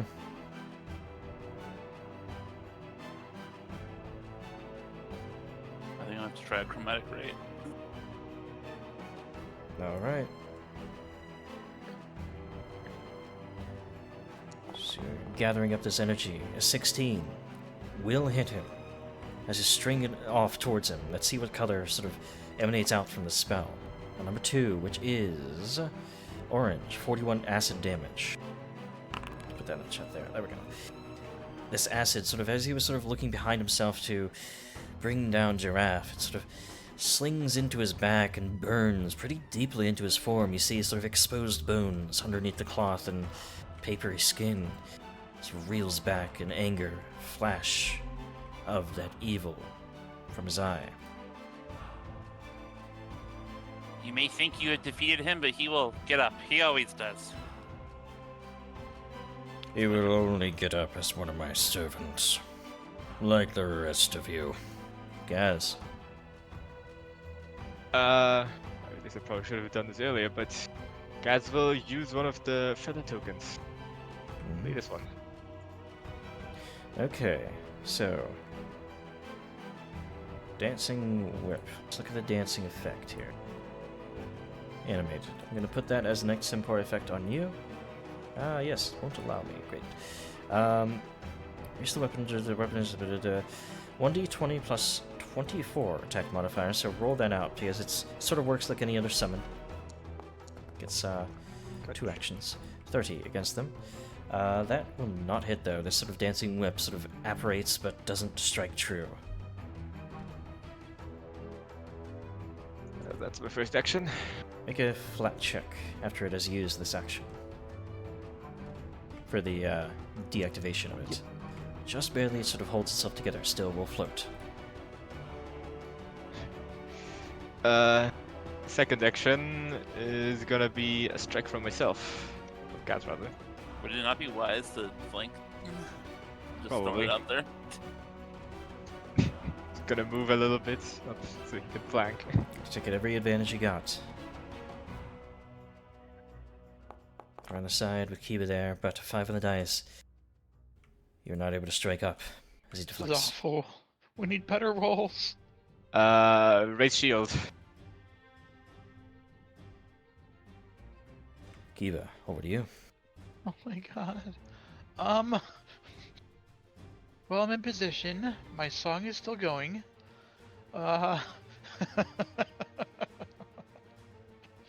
This is horrendous. Okay. I don't really have a whole lot of like special other maneuvers really.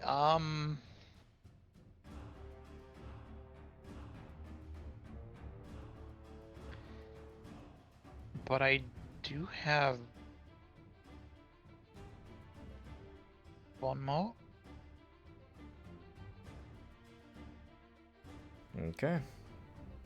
Make that diplomacy This guy check. probably has really good. Let's see what happens. His mind just a bit befuddled, but you are not able to sort of talk him down, not able to bring it back. It's not the right time. Okay. It's that it's not considered, however, an attack, so I still have 2 strikes that I can do. Hopefully, at least one of them crits, please. That's the opposite of a crit. So next is the second roll with the map attack. Okay. It does crit, just critically fails. And that Oh, it's a as well. 5. Oh. Again, things have taken a shift for the worst.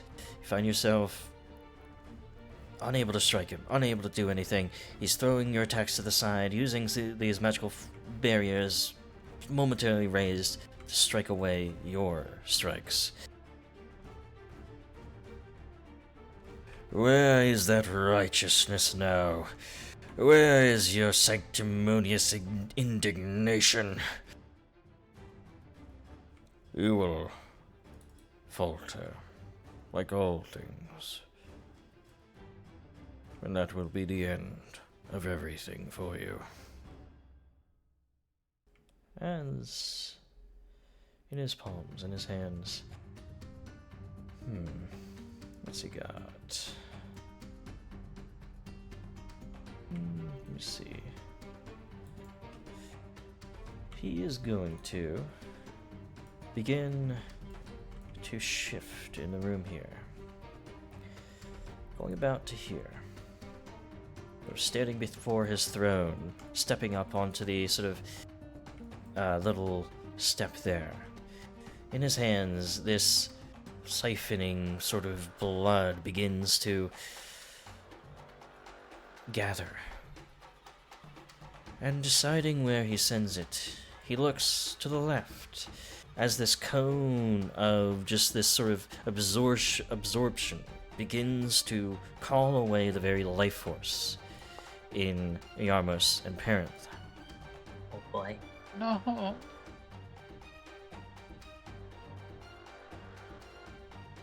Your meager bodies will have to suffice. I need a fortitude save from each of you. I'm gonna re-roll that. Okay.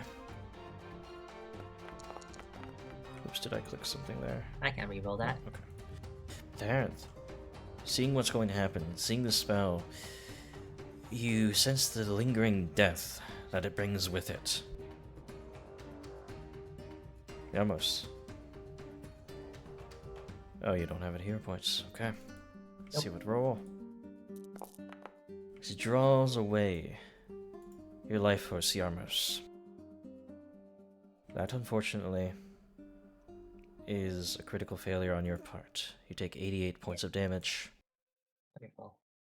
And with it, you feel everything about you, everything that makes you you, your vitality, your very soul, crushed and taken away. Parenth, unfortunately, Oh my god. unfortunately, survives. Another one. You can lay down your arms and perhaps save what meager life you have left for however long it will do you good. Parenth. I might just need 1 second here, okay? Mm-hmm.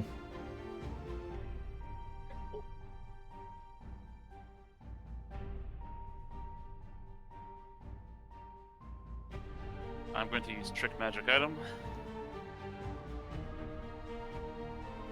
And I am going to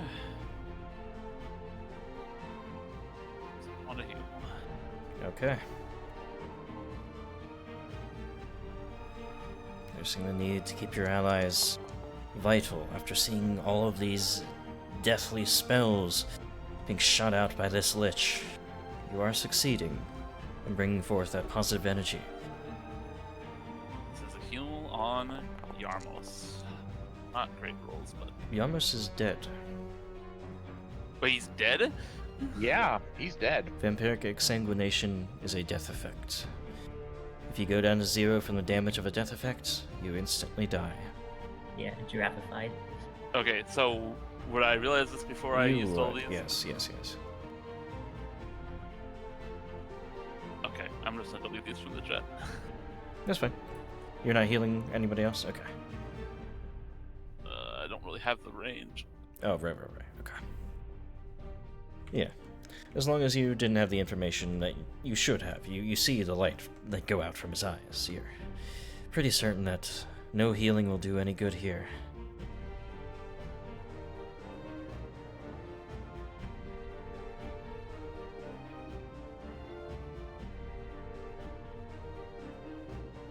Hmm.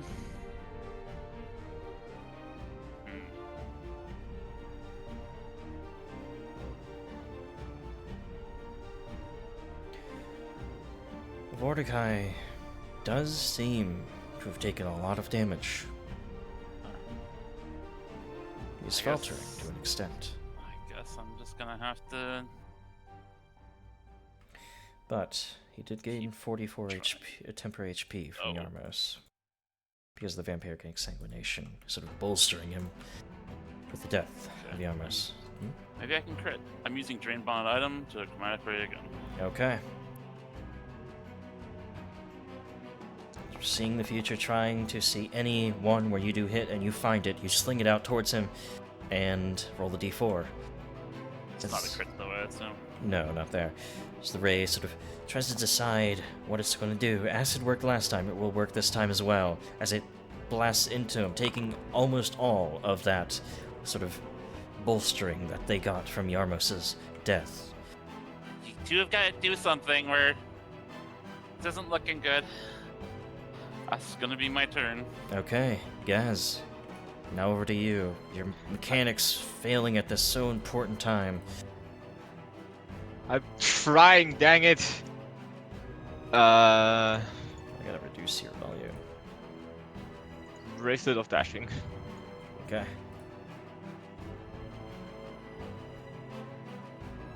Next up, he will mosey on over here. Run to a side. And strike out. Hopefully hit this time. These braziers next to this throne of skulls and bones that will hit. So another strike hits them. Sort of shatters a few more of these atrophied bones and sort of sinuous skin. May not take much more to bring down Vordakai. Kiba. You got this, Kiba. We'll find out. Gaz created an opening for me. I'm gonna take full advantage of it. 2 strikes. Okay. Pushing over to his other side. Please. Please, Shellen, guide my blade. You strike true, thanks in part to that flank. As he is just distracted enough, he can't defend himself from both of you. As you strike in, there's this sort of veil of positive energy that sort of sticks to him yet and burns at him. Not done yet. One last strike.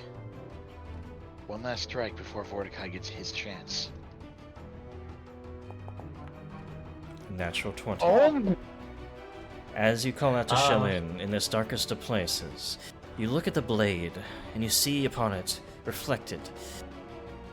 On one side of the blade, your dead allies and those horribly eviscerated, ritually sort of destroyed corpses next to a pool of blood. But on the other side of the blade, you realize reflected is all the glittering gold in the room here and all of your allies that are still alive. And that is what you're still fighting for. You strike cleanly, truly, straight into his chest, stabbing into it. As it deeply embeds itself in there, he raises a hand to the blade and just yanks it out slowly, but weakly. He is on 3 hit points. And... oh my goodness. Okay, well, I had to use three actions to do this. He does have a persistent fire on him. He has the crit persistent vitality on him. Hopefully, we Good. can avoid something terrible happening on this next turn.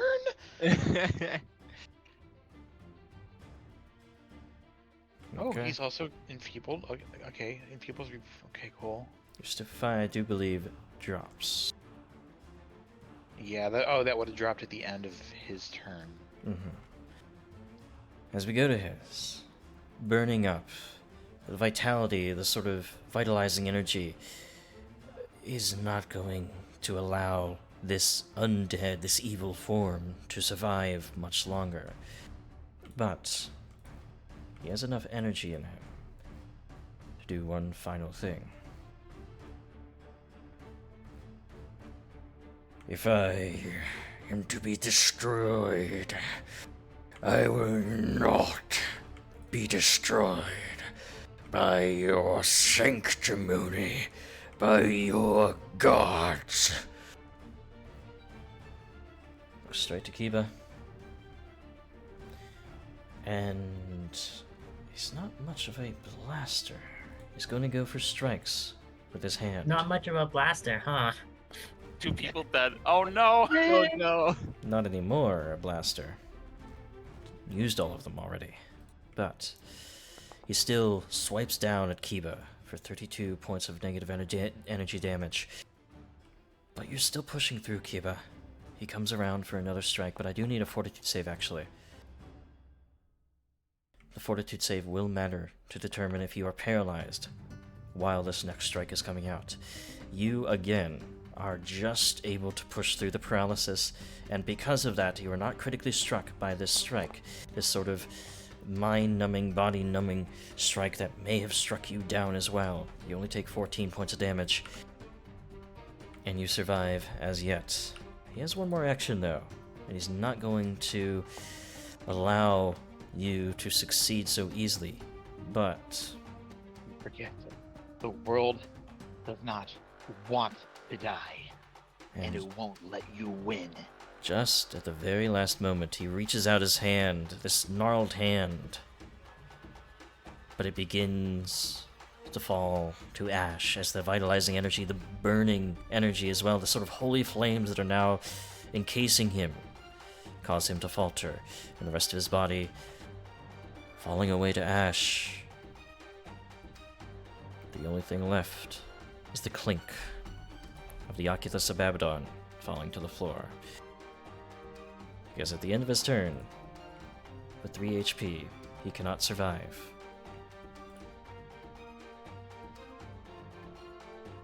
And that is the end. Oh. I don't think I could have timed that death flag any better.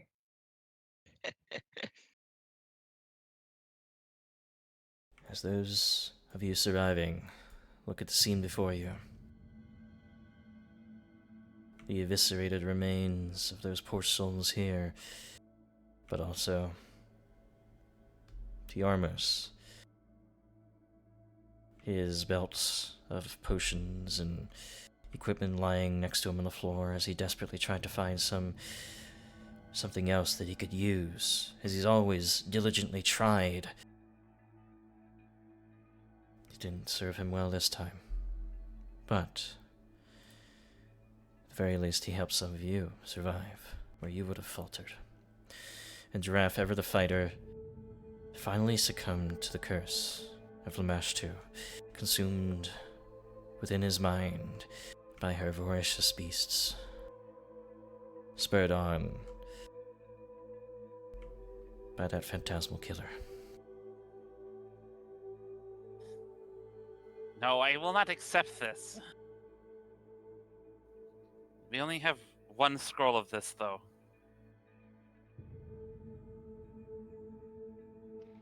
The other will have to carry all the way back in hopes. He would just like pants from like absolute utter exhaustion as he slumps against a wall.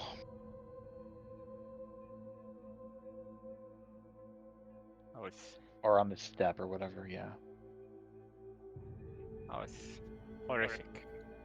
Yarmos can help us recover, and then we can get Giraffe back too. I'm gonna try this on Yarmos, okay? Sure, I'll assist in whatever way you need. I am going to try to cast the Scroll of Raised Dead. So with scrolls, this has a cost of diamonds per level. The scroll was already made with the cost. Okay.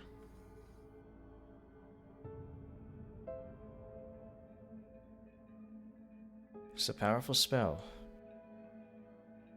It may be difficult for you to perform. I believe for this, you'll need to make the trick magic item check. Can anybody aid with their religion? I have religion. I That don't. might be what makes the Look. difference. As Parenth is reading it off in his claws, sort of shuddering, because he knows if he fails. Actually, the scroll only burns up if you crit fail, I think, on trick Right. magic. Yeah. But let's see if Kiba can help. Open roll. Yes. He helps a little bit, but not enough. The DC is 28. Gonna have to try another time and risk another, perhaps, critical fail.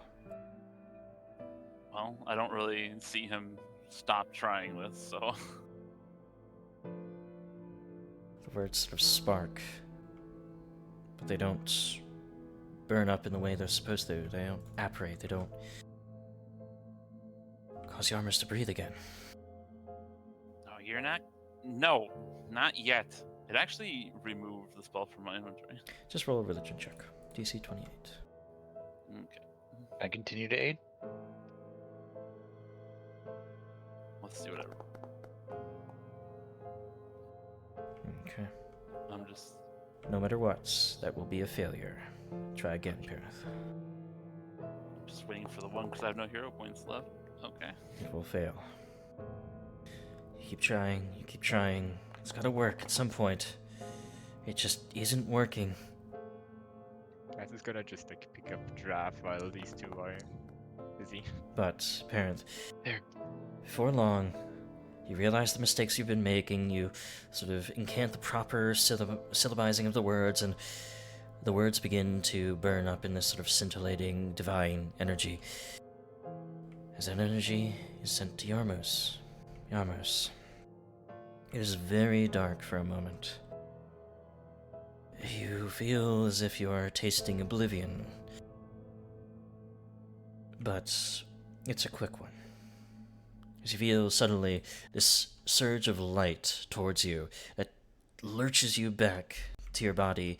You take a gasp of breath as the rest of them are standing overhead. That felt rougher than all the other times. Is he down yet? Did we win? Yarmos, you're talking.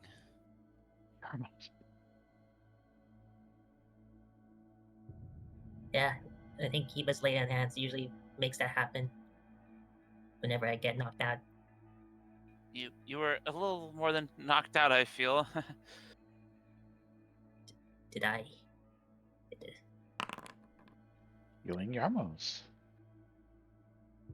You feel far weaker than you ever have when you've awoken, Yarmos. It feels like your body's spent a long time being without you. Or at least longer than it ever has. All of 30 seconds. Yarmo's groggily gets to his feet. Let's get Giraffe up and wrap this up. Alright. He's dead. Oh.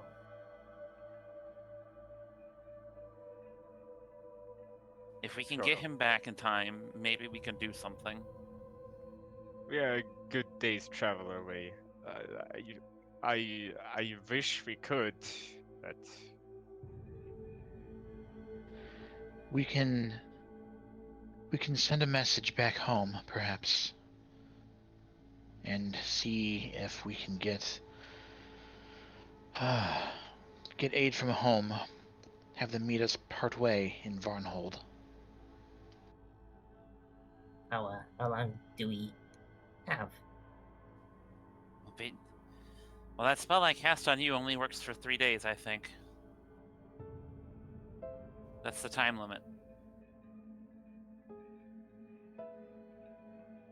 Can we get back to town in 3 days?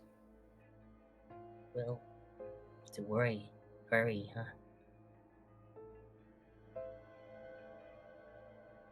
You know that spell that you cast from the scroll is a powerful spell in and of itself, but it's not a ritual.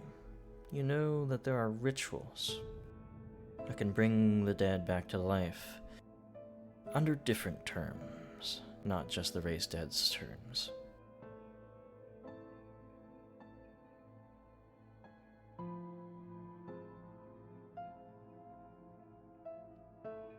We have sending Yeah. scroll and we have bird feather. Neldu, would you like to be a different race other than Noel?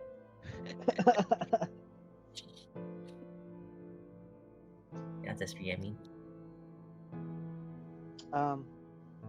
There's plenty of character ideas I could try, but I want to see what you guys decide, independent from what Giraffe would want. If it is Giraffe's will, he can always reject it. It wouldn't be a waste of resources either.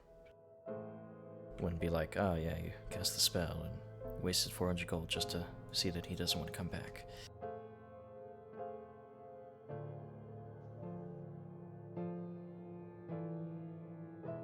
It is up to Giraffe at the end of the day, but, of course,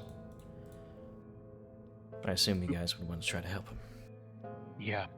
Yeah. But before we do that, we'll need to make a search around this area. This is a master of death. It's entirely possible he could have something that helps. He could. Well, he does have a Possible. lot of money to afford diamonds at the back there, it seems. Parent is going to add the mention of maybe things that could help check the stat, like the loot. Yeah. Sure We thing. can spread out a little bit, look around, see what's here, if there's anything else useful.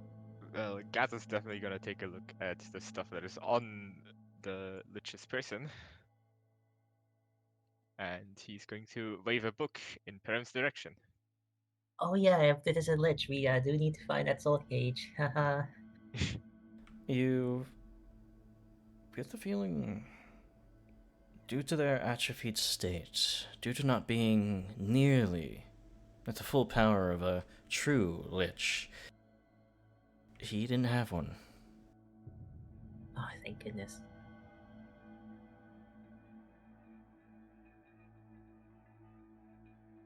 But you do find a large sort of iron-bound tome at his side, entitled Eclipsed Incantations, that has a lot of spells stored within.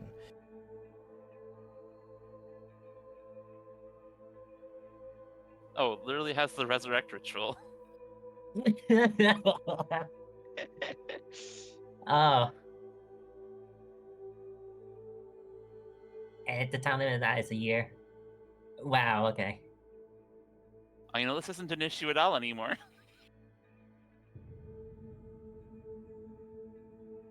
Could be costly, and you could still fail, because it is a ritual. Rituals require skill checks to succeed. And if you fail, you fail. We'll leave it for a day with a lot of hero points. So find that amongst the piles and piles of loot, there are certainly other things. Might be nice.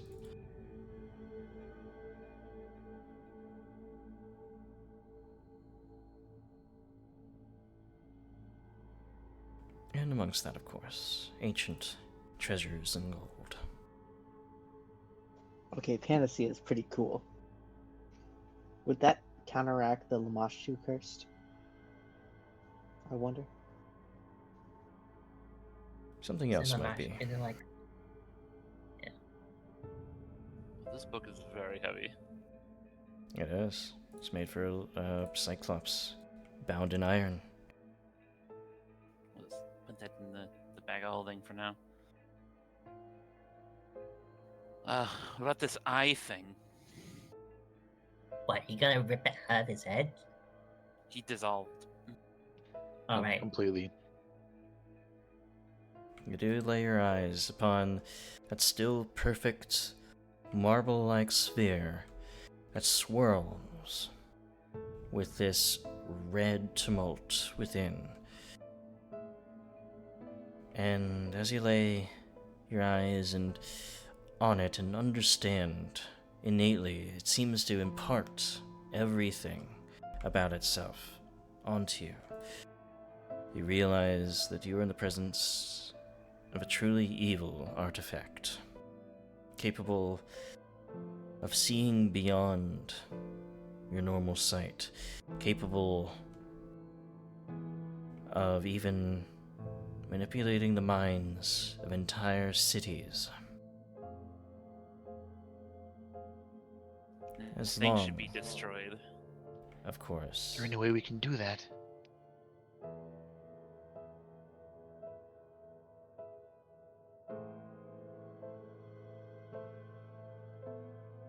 feel kind of like sticking in my head though. I can't imagine even Shellen would have a problem with disposing of this. We definitely shouldn't leave it here either way. Or somebody else might find it and use it. I mean, in general, one should probably not leave demonic artifacts just laying about. It's just asking for them to be used. Of course.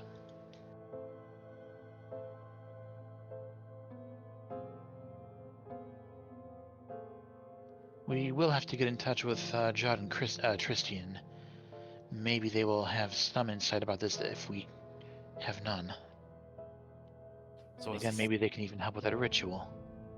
So is this thing like dangerous to like even have on your person? No. Seems like it imparted to you the knowledge of its power, and the only danger about possessing it would be the temptation.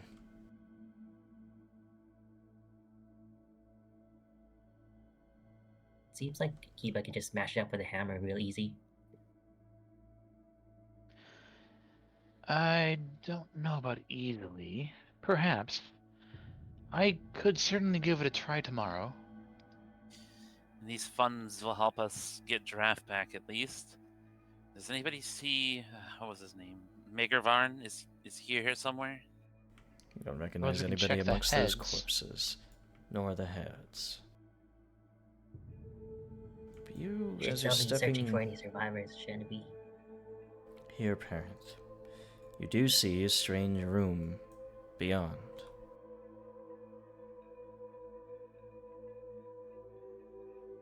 Don't forget to get this stuff. I'm gonna go check this other room out really quick.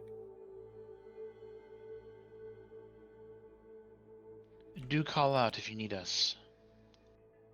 Parent, stepping down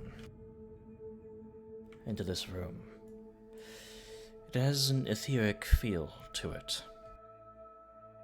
The walls of the room are filled with stone niches, each bearing a number of strange glass jars. Each jar is about a foot tall and is stoppered with a clot of black wax. And looking at them, from within the glass there seems to be a swirling plume of glowing white smoke within all of them.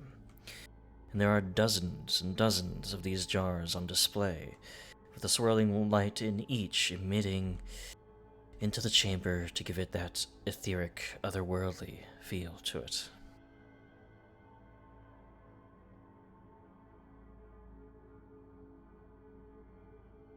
You guys should all come down here maybe and take a look at this with me.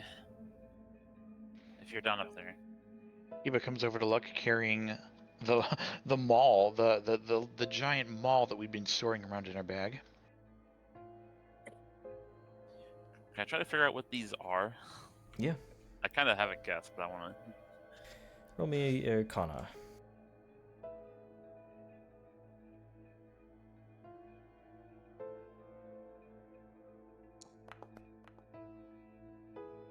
Parent, the room seems to have been a ritual chamber, specifically for casting of the imprisonment ritual.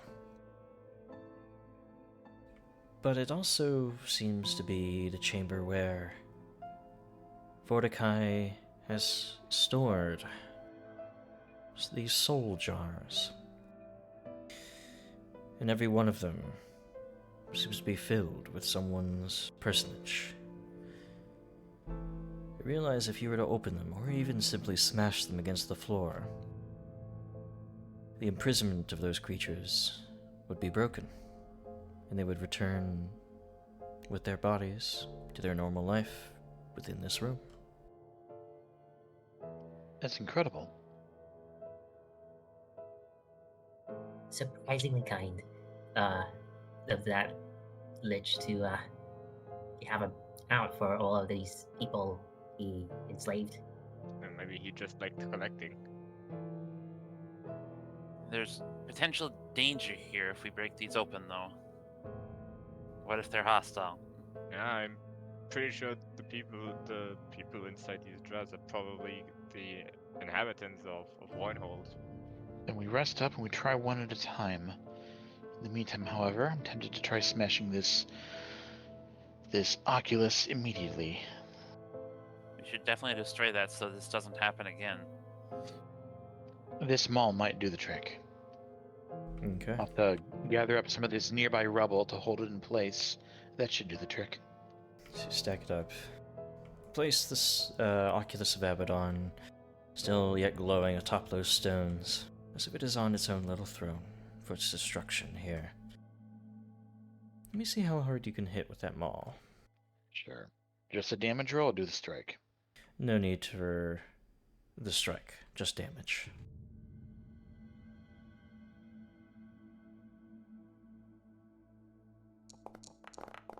So we get the bludgeoning and holy, which is pretty good. You smash into it. 12 plus 12 equals 24, and then it doesn't budge. You It could take a feel while. like it'll take a while, as it sort of reconstitutes the small cracks that you do see to begin to form.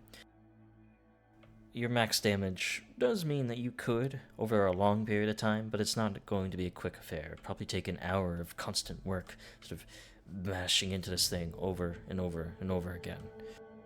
Isn't it 3 attacks per round? For the purposes of it, it'll take a while. Gotcha. It has a very high hardness. It's 25 hardness. Hardness, and it reconstitutes itself. It heals. Yeah, but it has a really big weakness to like Kiba's stuff specifically. Well, depending. I mean, so it has a holy weakness. What does my blade ally do for me? Actually, I suppose that would work, yeah. Would it work? I'm still a little bit, Vitality. not One dead. specific about the new sanctification rules, but I think because you are sanctified, your attacks are considered to be good typed, and they will trigger that weakness. I cannot wait until I have documentation. Yeah, we'll have to wait on that. But So either way, I can spend Thanks. time on this basically.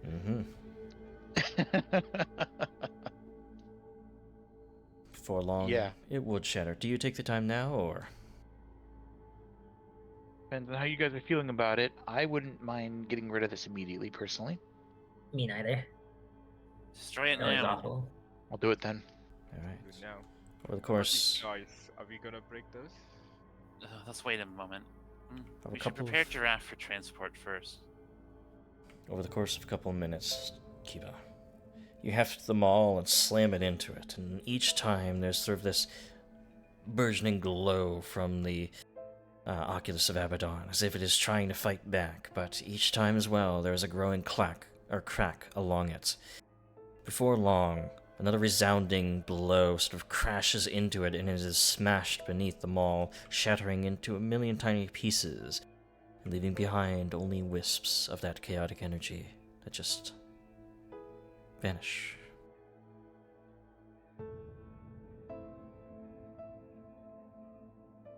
The artifact that cost the lives of hundreds of souls is destroyed as well.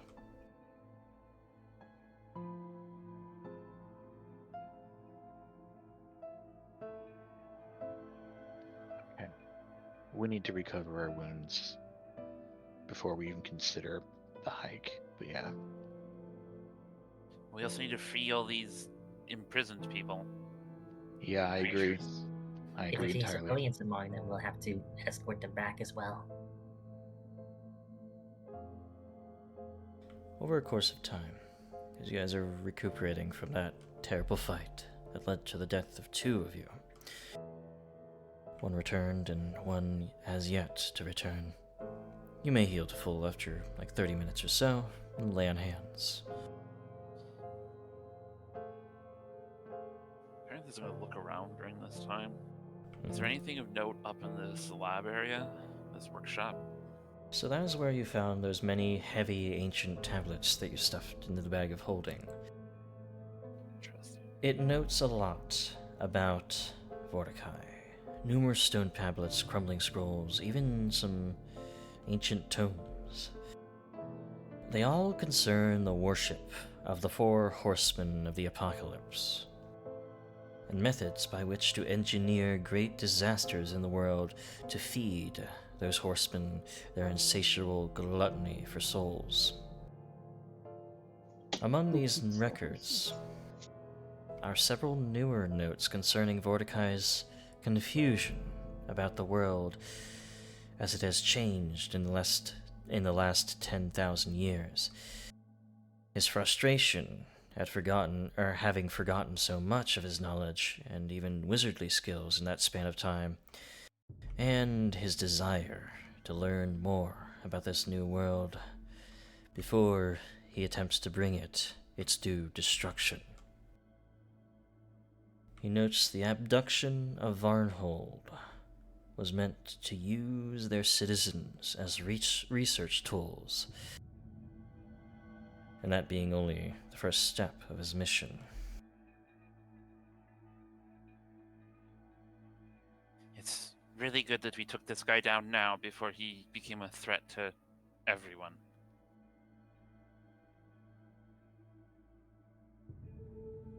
It's a shame about Draft. And all the other poor souls he's, well, experimented on. We should break these jars before we go on. Yes, let's do it. One at a time. So You have to make sure to heal yourself just in case. Mhm. Of course, Yeah, I was delayed because I was writing. As you head in and begin to break these jars, the first one you break shatters quite easily, and out from it, a halfling man sort of like suddenly apparates out of the smoke as it sort of swirls in the air for a moment before landing on the floor and just coalescing into their body. What? Where am I? Who are you people? We are the leaders of Scaleport. We're here to investigate Varnhold and slew a lich in the process. What, investigate Varnhold, slay a bitch. All I remember is coming back from being out on the river and waving to my wife who was stitching up some nets, and then there was this red glow, and that's it. What the? Where is she? Where? And Explain everything as we can, but we need to save anybody remaining that we still can. That was 2 Alright. months ago. The others might still be around here. We'll do what we can. there are many other soul jars. Do you guys just break them all, right? Yeah, One we by just one, yeah. One by one.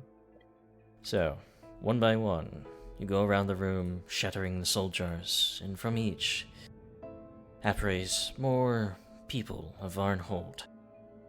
Halflings, humans, gnomes, everyone who made their home there. Luckily, it seems as though one family is completely reunited.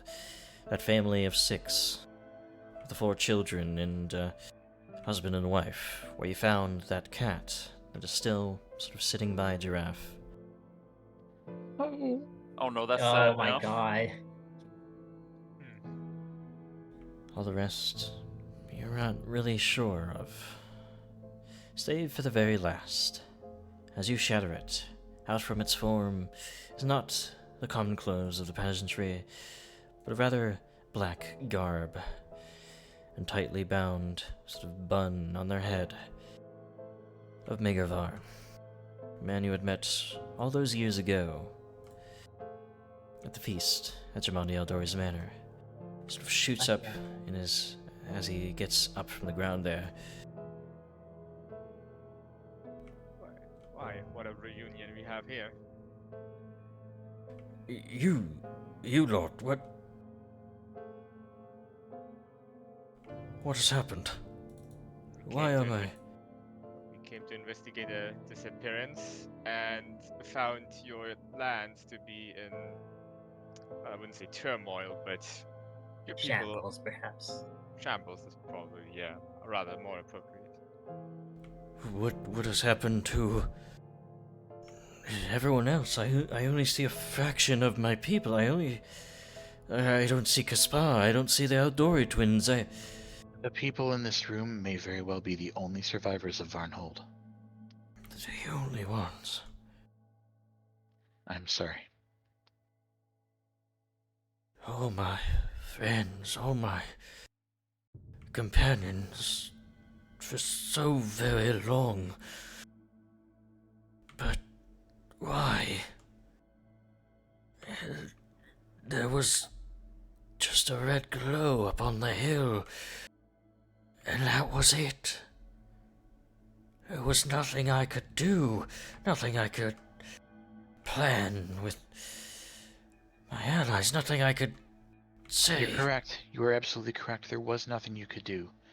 These were the machinations of a great and ancient evil who put a spell upon the entire city, all the outskirts, for some evil machinations that we put a stop to.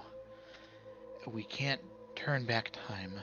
What could But whatever he was doing won't happen now. What could I possibly have done to deserve this? I'm at a loss. I cannot continue my work without my allies, none the least without people. This is too small a population. Come back with us. All of you, come back with us. See some of the people are sort of happy reunions, but sad fates as well, as they realize their friends will no longer be joining them. A few of them get up, ready to exit this horrible place, catching glimpses of its evils and the horrible fates of those they knew.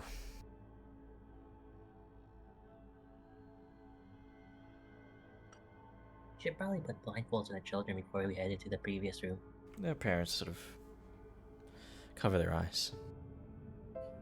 No, don't go too far without us. We need to escort you all out of here, and we will be going back to our city. Very well, we will accompany you. We have nowhere else left to go. We will, of course, be more than willing to assist with gathering of any taking care of. I'm sorry. any burials or rituals that need to be done. We'll help however we can. But Varnhold itself still yes. stands. There might be hope still that one day it might be lived in again. Perhaps. But not administered by me. I do not think it would be a good idea for people to ever return to Varnhold. I'm not entirely sure I agree. We will discuss, I suppose, the details of it once we are safe.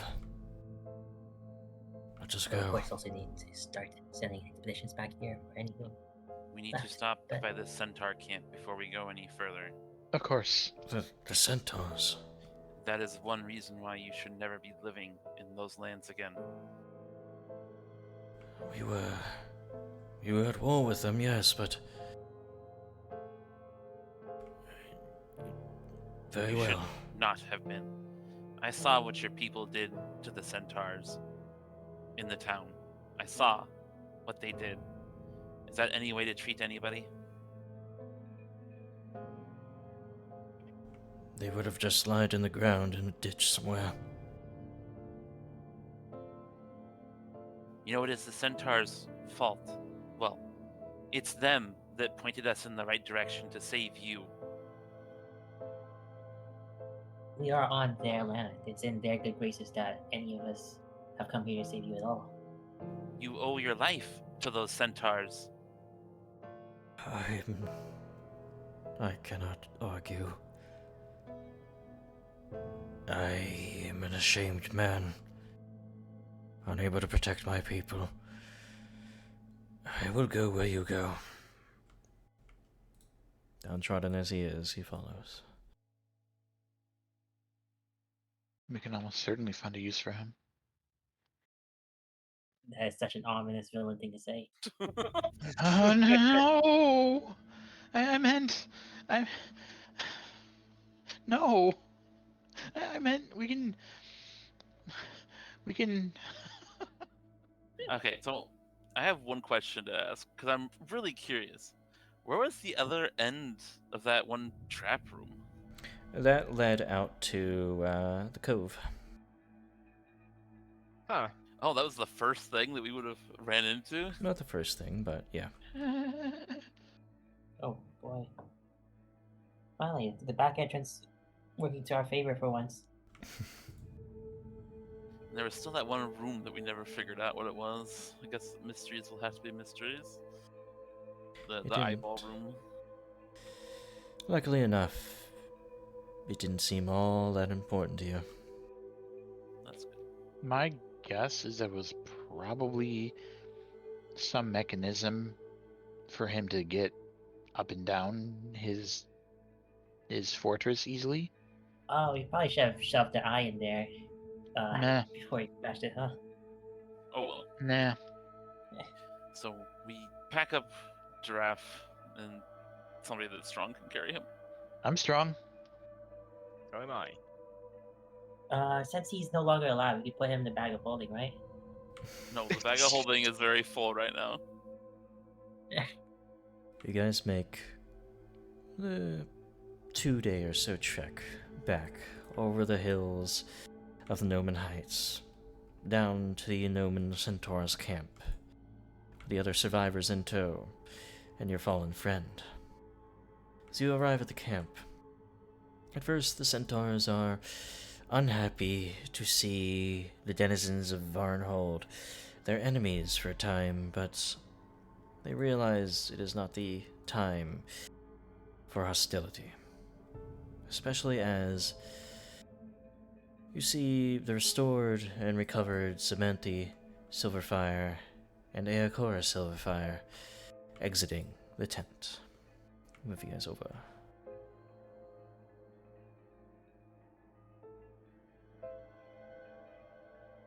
Let's change the music a little bit.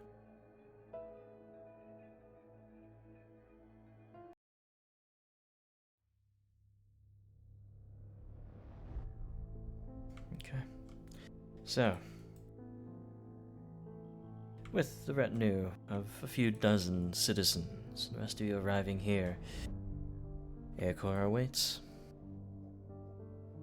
Sort of on a starry night as you arrive, making haste to get here.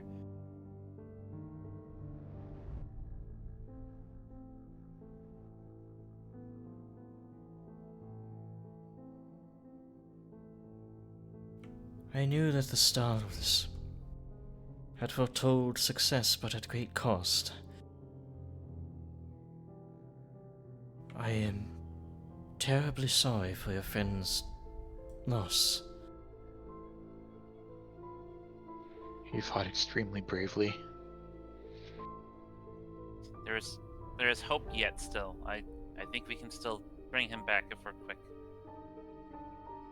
You mean to return him? To resurrect him?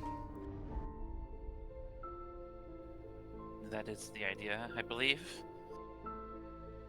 Then we must not waste any more time. I am a priestess of the goddess of Desna. Oh, You have known this, and I command her powers. Perhaps I could be of aid in the ritual in some way, if you have the resources to return him. we do know we do have writings about a ritual of resurrection. Then you can cast it. I believe it takes materials we don't have. Do you happen to have any diamonds we can buy from you? I will search amongst the others to see if there's anything that we can use. You can compensate them with the treasures you have. So, for the purpose of it, just use your gold amounts that you have as the resources required. So we'll be casting the resurrect ritual, I assume. That will be the attempted one, anyways. The attempted What one, are the yes. So What I'm checks going for to this one again? put resurrect in parents' skill checks, so we can put it out to chat here. Yeah. So 75 GP times the target's level, which is currently 9. Oh, and give yourselves 120 experience points for defeating Vordakai.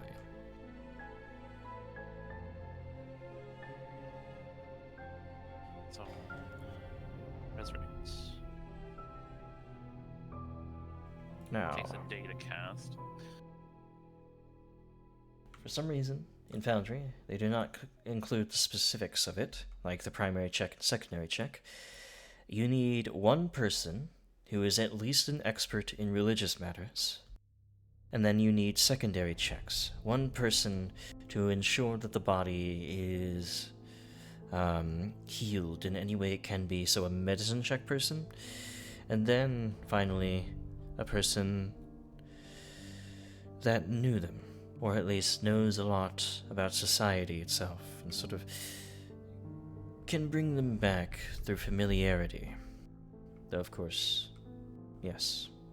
Can So one just- person do multiple of those, or is it one per? It's one per. So you need Gotcha. 3. Oh, the medicine ones. That one's obvious. I think the first question we should ask before we really get into this is if Giraffe wants to return his character.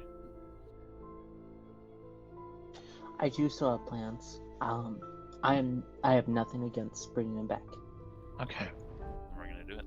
as a player. I think I course. can lead this ritual if necessary. Or you might be much better at this, he says to the priestess. I am quite masterful in the religious crafts, but is not one of you also studied in the religious arts?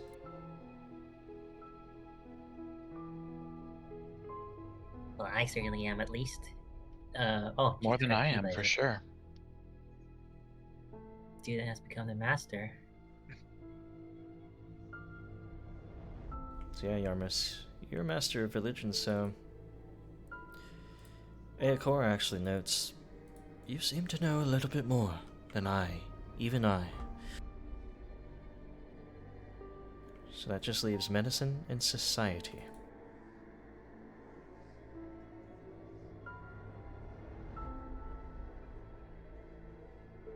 Is she good at either of those things, or?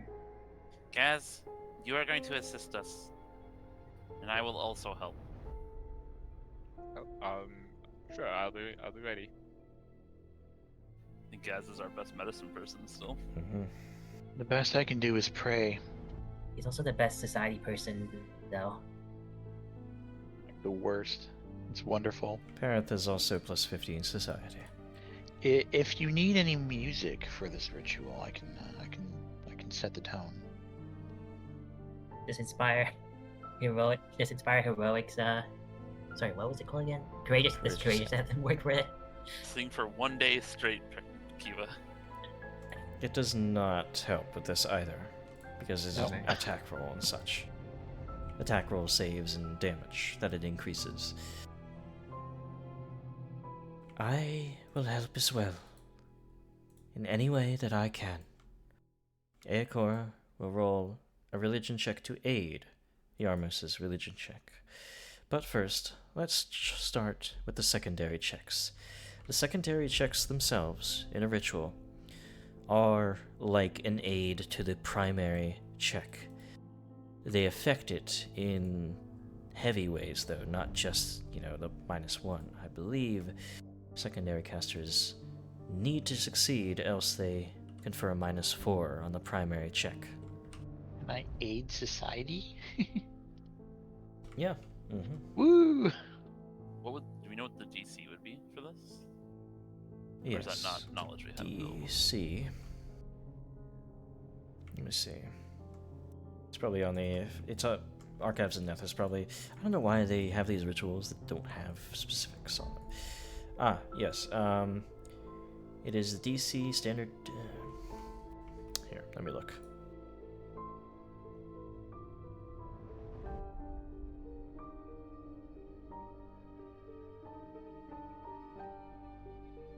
Okay. As far as this...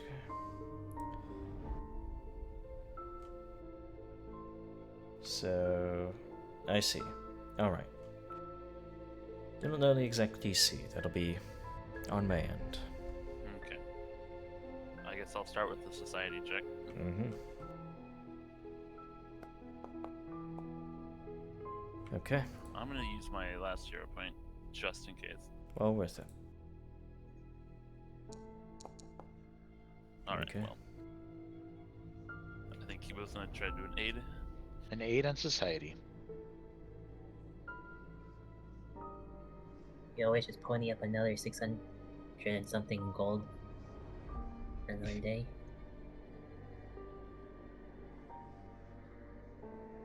I'll roll my medicine check.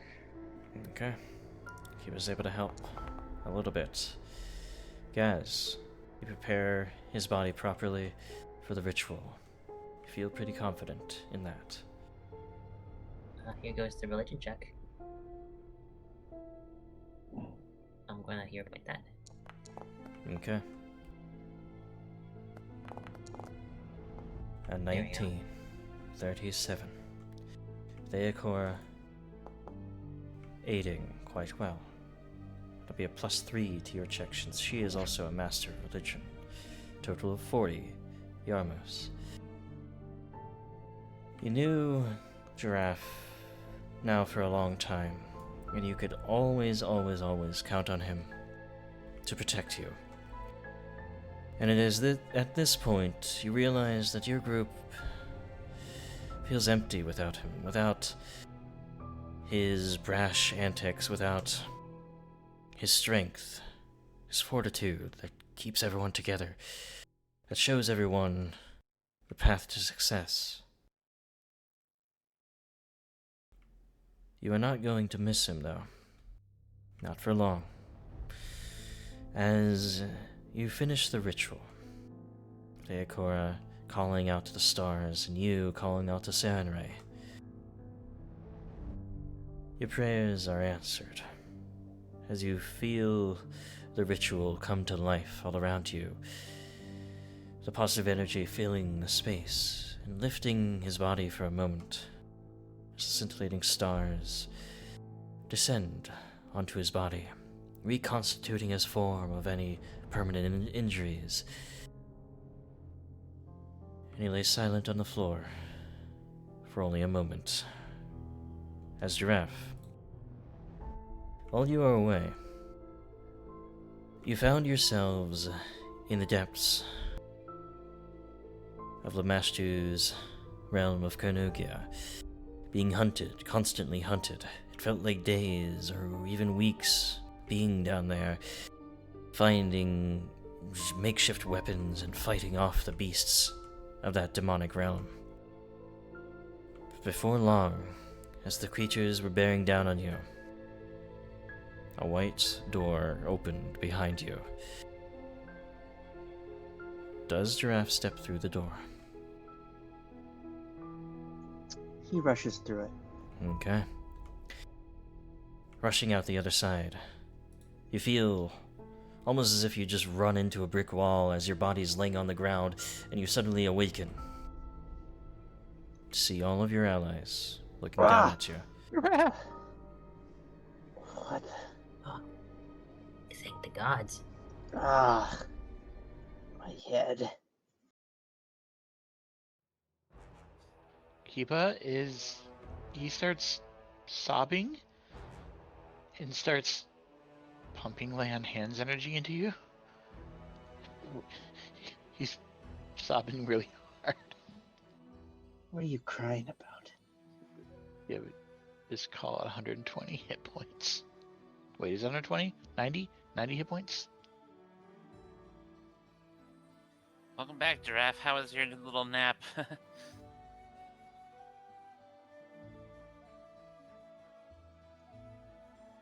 I don't know how to describe it.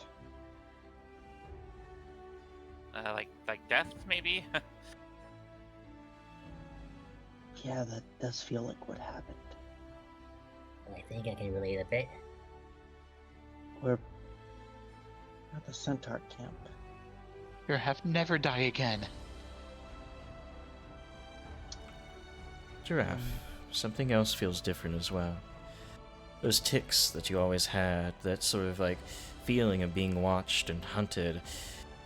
After going to the realm where those truths are made self-evident and surviving for as long as you could, so that you could be returned to your allies, and to not be feasted upon by Lamashtu's demonic subjects. You have shirked even the goddess's gaze. You are no longer permanently dazzled. Woo! All it took was you dying horrifically. Man, I gotta try that again. No, I'm kidding. Facing his fears. Ugh. Was that a critical success or just a success? That was just a success. There was a minus Oh, 4 boy. because of parents' roll, so it went down to 33. The DC was 32. Ooh. Even with if we did get everything maxed out, I don't think we could have gotten it without nat 20 on the main check. Nearly, yeah. So, with your return, you do feel, yes, just as drained. Drained 2, Clumsy 2, Enfeebled 2, like Yarmos. Yarmos has 4 more days of it. Giraffe, you have the 7 full days of it. But you're alive. A little sore, but very, very much alive. So let me get my bearings a bit. Does resurrection usually help your eyes? I haven't been able to see past like 30 feet. Weeks. Actually, over a year. I don't know, maybe there's a side effect to resurrection where it fixes your eyesight, but I wasn't aware that you needed glasses. As everyone looks at Giraffe, sort of looks at his eyes as he notes them, Giraffe, you've lost all color in your irises. Just black and white. Oh, so I can't see color now? No, No, that's what they look like. Yeah, your eyes are black and white now. So lost of all color. Yarmos, something you didn't notice, Yarmos, is,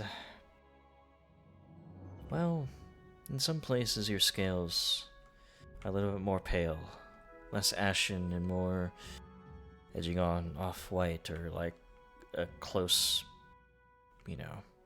light gray. Certainly something you could expand upon if you want to.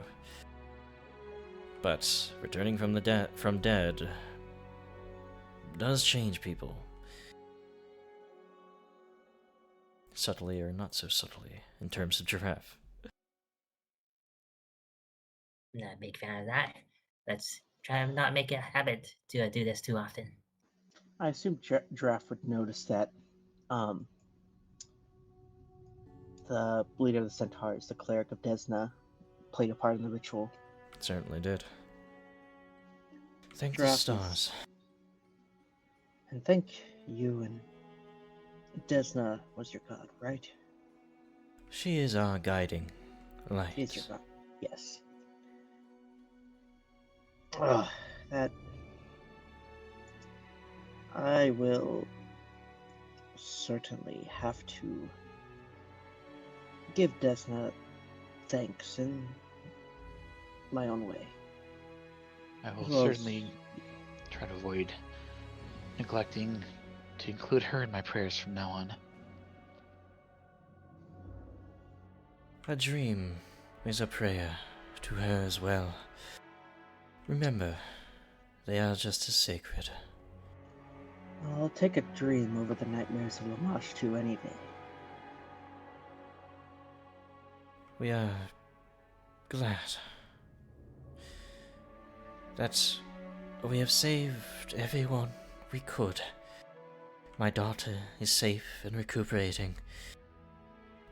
All of you have survived, and a number, even of those disappeared of Vonhold, even those that we were enemies of. We are grateful now that this is all over, and perhaps we can turn over a new leaf. Perhaps we can find different stars to guide our steps. Mager Varn, as he has watched this unfold, seems to be a changed man himself. I wish I could raise my fellows, but for as long as they have fallen, they have perhaps secured their place at Pharasma's court. There's nothing I can do but move on. And I wish to move on from this grisly business. I never wished, truly, whether you believe me or not, I never wished to come into conflict with your people. I never wished for some of our more uncouth peoples to come to your lands and set up farms without speaking to you, without understanding you, but we were in a hurry to survive. Settlers kept pouring in from the north. My advisors told me that we did what we had to secure the charter from Lady Jamondi.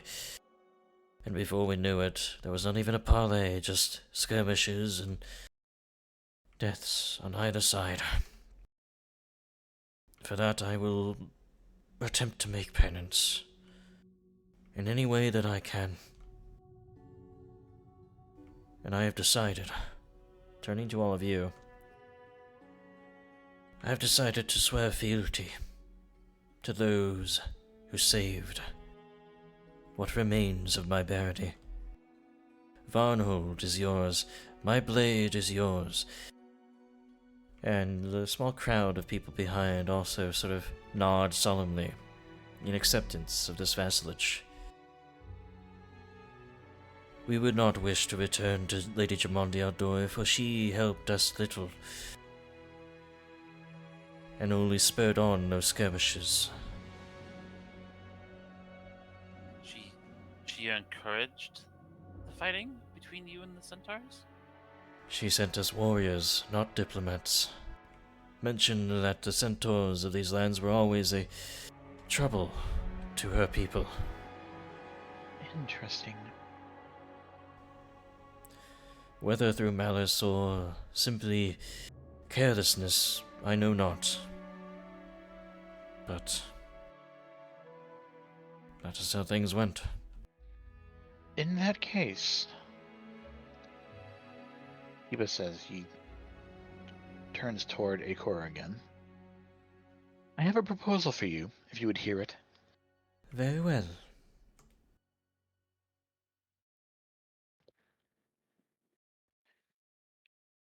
One obvious potential outcome of this is to return the lands entirely.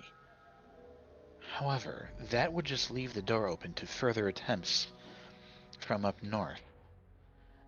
I would propose allowing my people to maintain control of Varnhold itself, with the understanding that we will be in direct contact with you, well, as much as possible, working with you to ensure that the borders of Varnhold do not encroach into your territory. Attempt to maintain peace, trade with you as much as possible, and not expand any further than it already had. Perhaps even whatever expansion it has done, might even be able to negotiate. Roll me a diplomacy Maybe we check. can- I'm sorry, Yarmus, go ahead. Maybe we can seek for recognition of your sovereignty from the wider political sphere. Oh God. If you could do that for the suit's sales. Hero point. Sure. A better roll. That's better. Yarmos, you can Yeah. aid as well. Does anyone know diplomacy?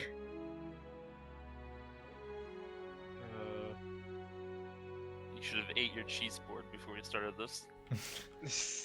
It's fine if you don't wish to aid, of course. Because Kiba, after all we've done, after saving your daughter, she solemnly nods. I believe we can come to an acceptance of terms, of territorial hard lines in the sand, shall we say. We do not graze far to the north. We generally stick to the Noman Heights here, our namesake, the Dunsword. We do not range there often, if at all, really. The only reason our people ever went to the north was to check up on some of our ancient cairns in the hills up there. As long as we are granted pilgrimage, the seldom times we need them, and do not stay long in the Dunsworld itself, I believe both Varnhold and our people will be satisfied with these terms. As long as well that the cairns are not disturbed. I look back at the rest of the party. How do you all feel about this? Seems good to me. It's fine with me as well. I would like to make a better connection as well to your people here. I think we could probably help and benefit each other. Trade is for sure going to loom between us, that's for sure. Perhaps I it think- will, but it will take a while for my people to warm up to it. We have been a people for many centuries, purposefully isolated after our experiences with, well, many humans, many settlers, many other not so kind attempts at our people's lives.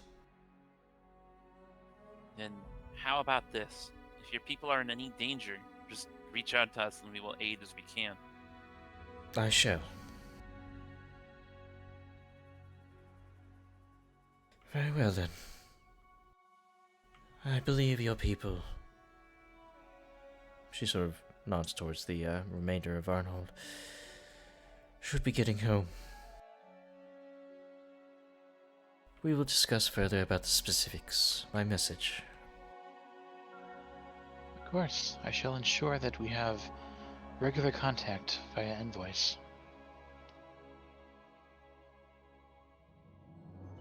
And we should definitely think about perhaps working towards changing Lady Mani's mind about the natives.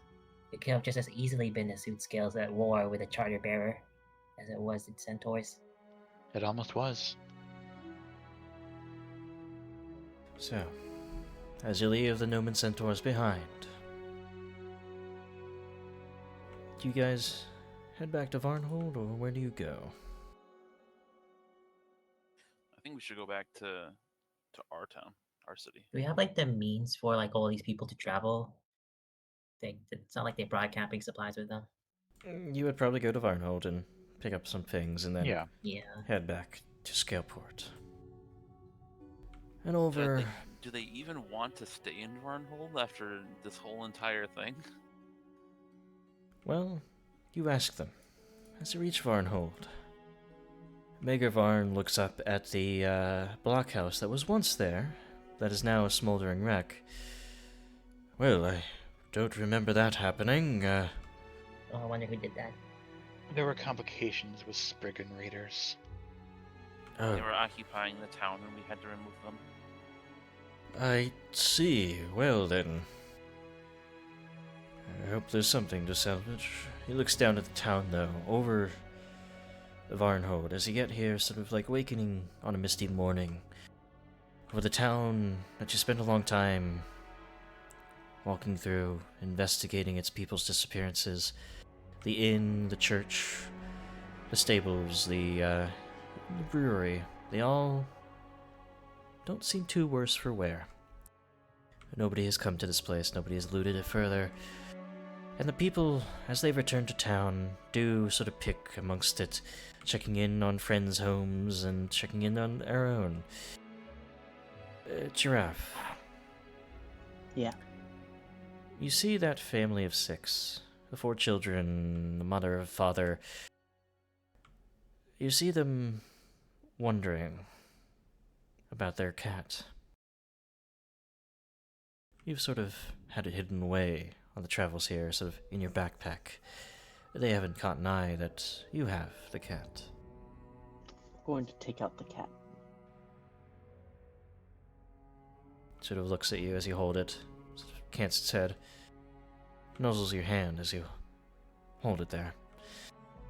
But it also looks over towards a familiar sight, its home. Familiar voices that it's been used to for years in its life. I'm going to put him on the ground and say this. It's your life to live. Choose where you want to live it. If you stay here, I might visit.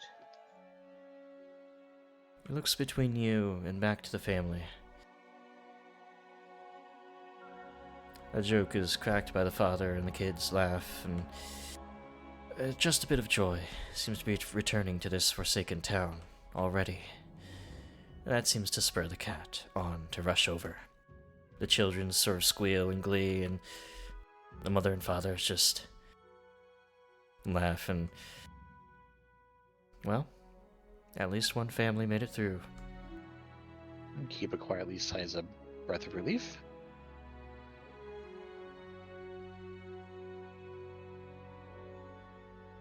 Megavarn just stands there.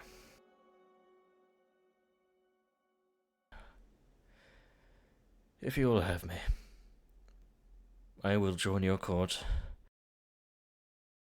But I do not feel that I deserve to stay here amongst these people that I failed to protect. They have better protectors now. They have you. They have your people. I have heard much of your exploits in Scaleport and your kingdom. How every challenge you have surmounted. While we were stuck over here skirmishing with centaurs when we really didn't have to, not realizing the true dangers that lie within the mountains. We would be glad to have you. I'm sure that we could greatly benefit from your expertise. And we still got a few vacancies in the court. Very well. Perhaps I will find new purpose there. I laid my eyes on this place one last time, for I vow never to return.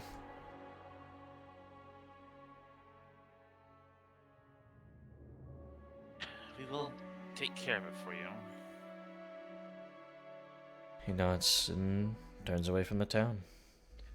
The rest of you here in town, you have your options.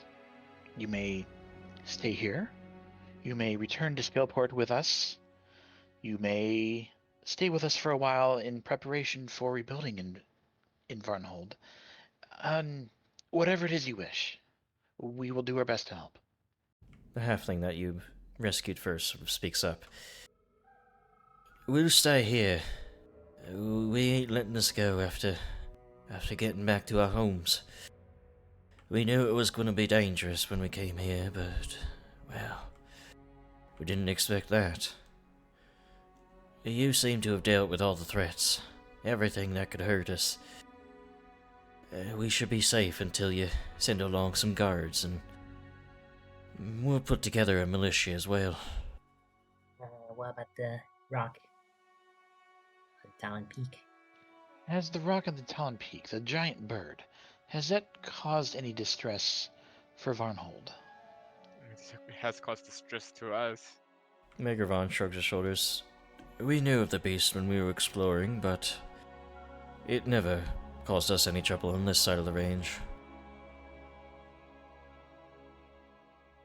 We can probably safely leave it alone, but we shall keep an eye on it. Very well. Let's just proceed to your home and let us all rest. If there's nothing else in Varnhold, I assume you guys head back home. Before we do, I just want to check to see if any of the survivors of Varnhold were the owner of the For the tavern, yeah. hold on, The leatherworker? the Maestro's viola, the musician, or is he one of the dead? Seems like that historian that came along also perished. What about whoever serves cheerful stout, silver stout? We copied that recipe. We didn't steal the recipe. Oh, right. Hmm. Well, I mean, if they want to keep it confidential, you know, we can't just ruin their business. Does Get rid seem of that it. that dwarf is still here. Okay.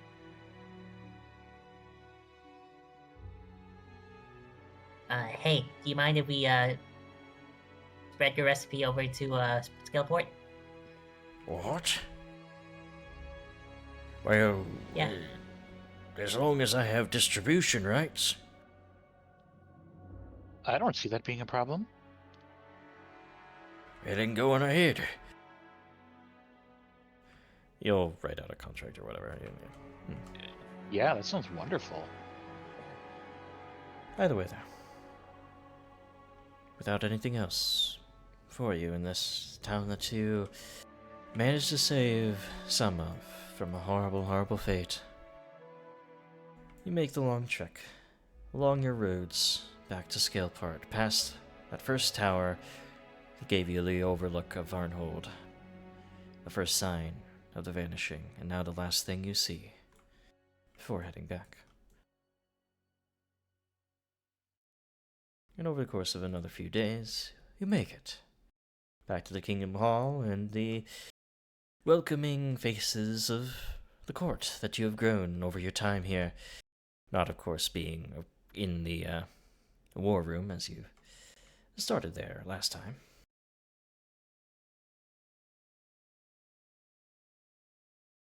Okay, so I did die after all, but are you gonna tell us about your time stuff, parent? Maybe some other time. Sounds good then. I'll hold you to that. So, Maybe a time when I don't die. we are nearing pretty much the end of the session. I think this could be a good time to leave it off. So Yeah. guys, make it back to town. You have much to consider and concern yourselves with. You guys also do level up. Yay. The combined experience of the Woo! finishing of your job, sort of saving the people of Varnhold, making an arrangement with the centaurs, and all of that. Oh. That's 240 EXP though, that's a lot. Not too much for the things that you finished up. Destroying the Oculus of Abaddon, yeah, enough to do the level up. But yeah, those of you guys watching, thank you guys very much for sticking that out. That was a quite an event for the party there, almost losing two. Saving one immediately and saving the other with a few just important choices.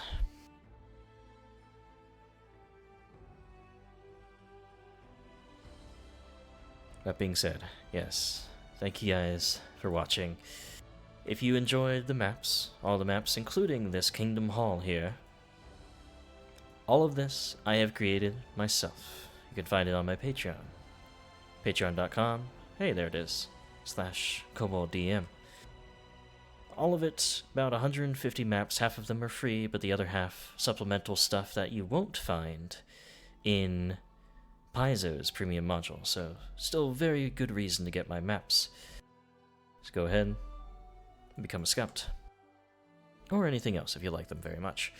I don't really do anything with the other tiers just yet, just the lowest tier gives you everything. Otherwise though, that is that. Kiba, you do stream. You bet.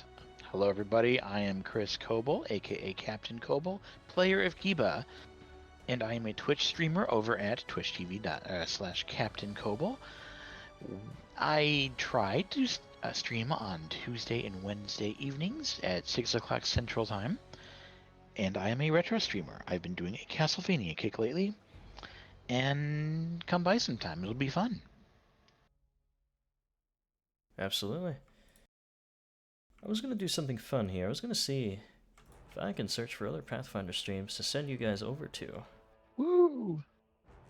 Because I figured out how to do that.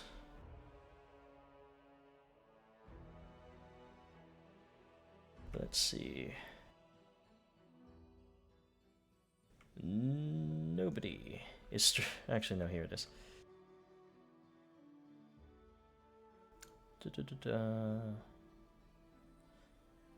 Yeah, nobody with anything much. Alright, I'll do that next time. Anybody I wanted to send you guys over to is also offline, so I'll do it next time. Either way, thank you guys for watching. We see you next week. Yes. See ya.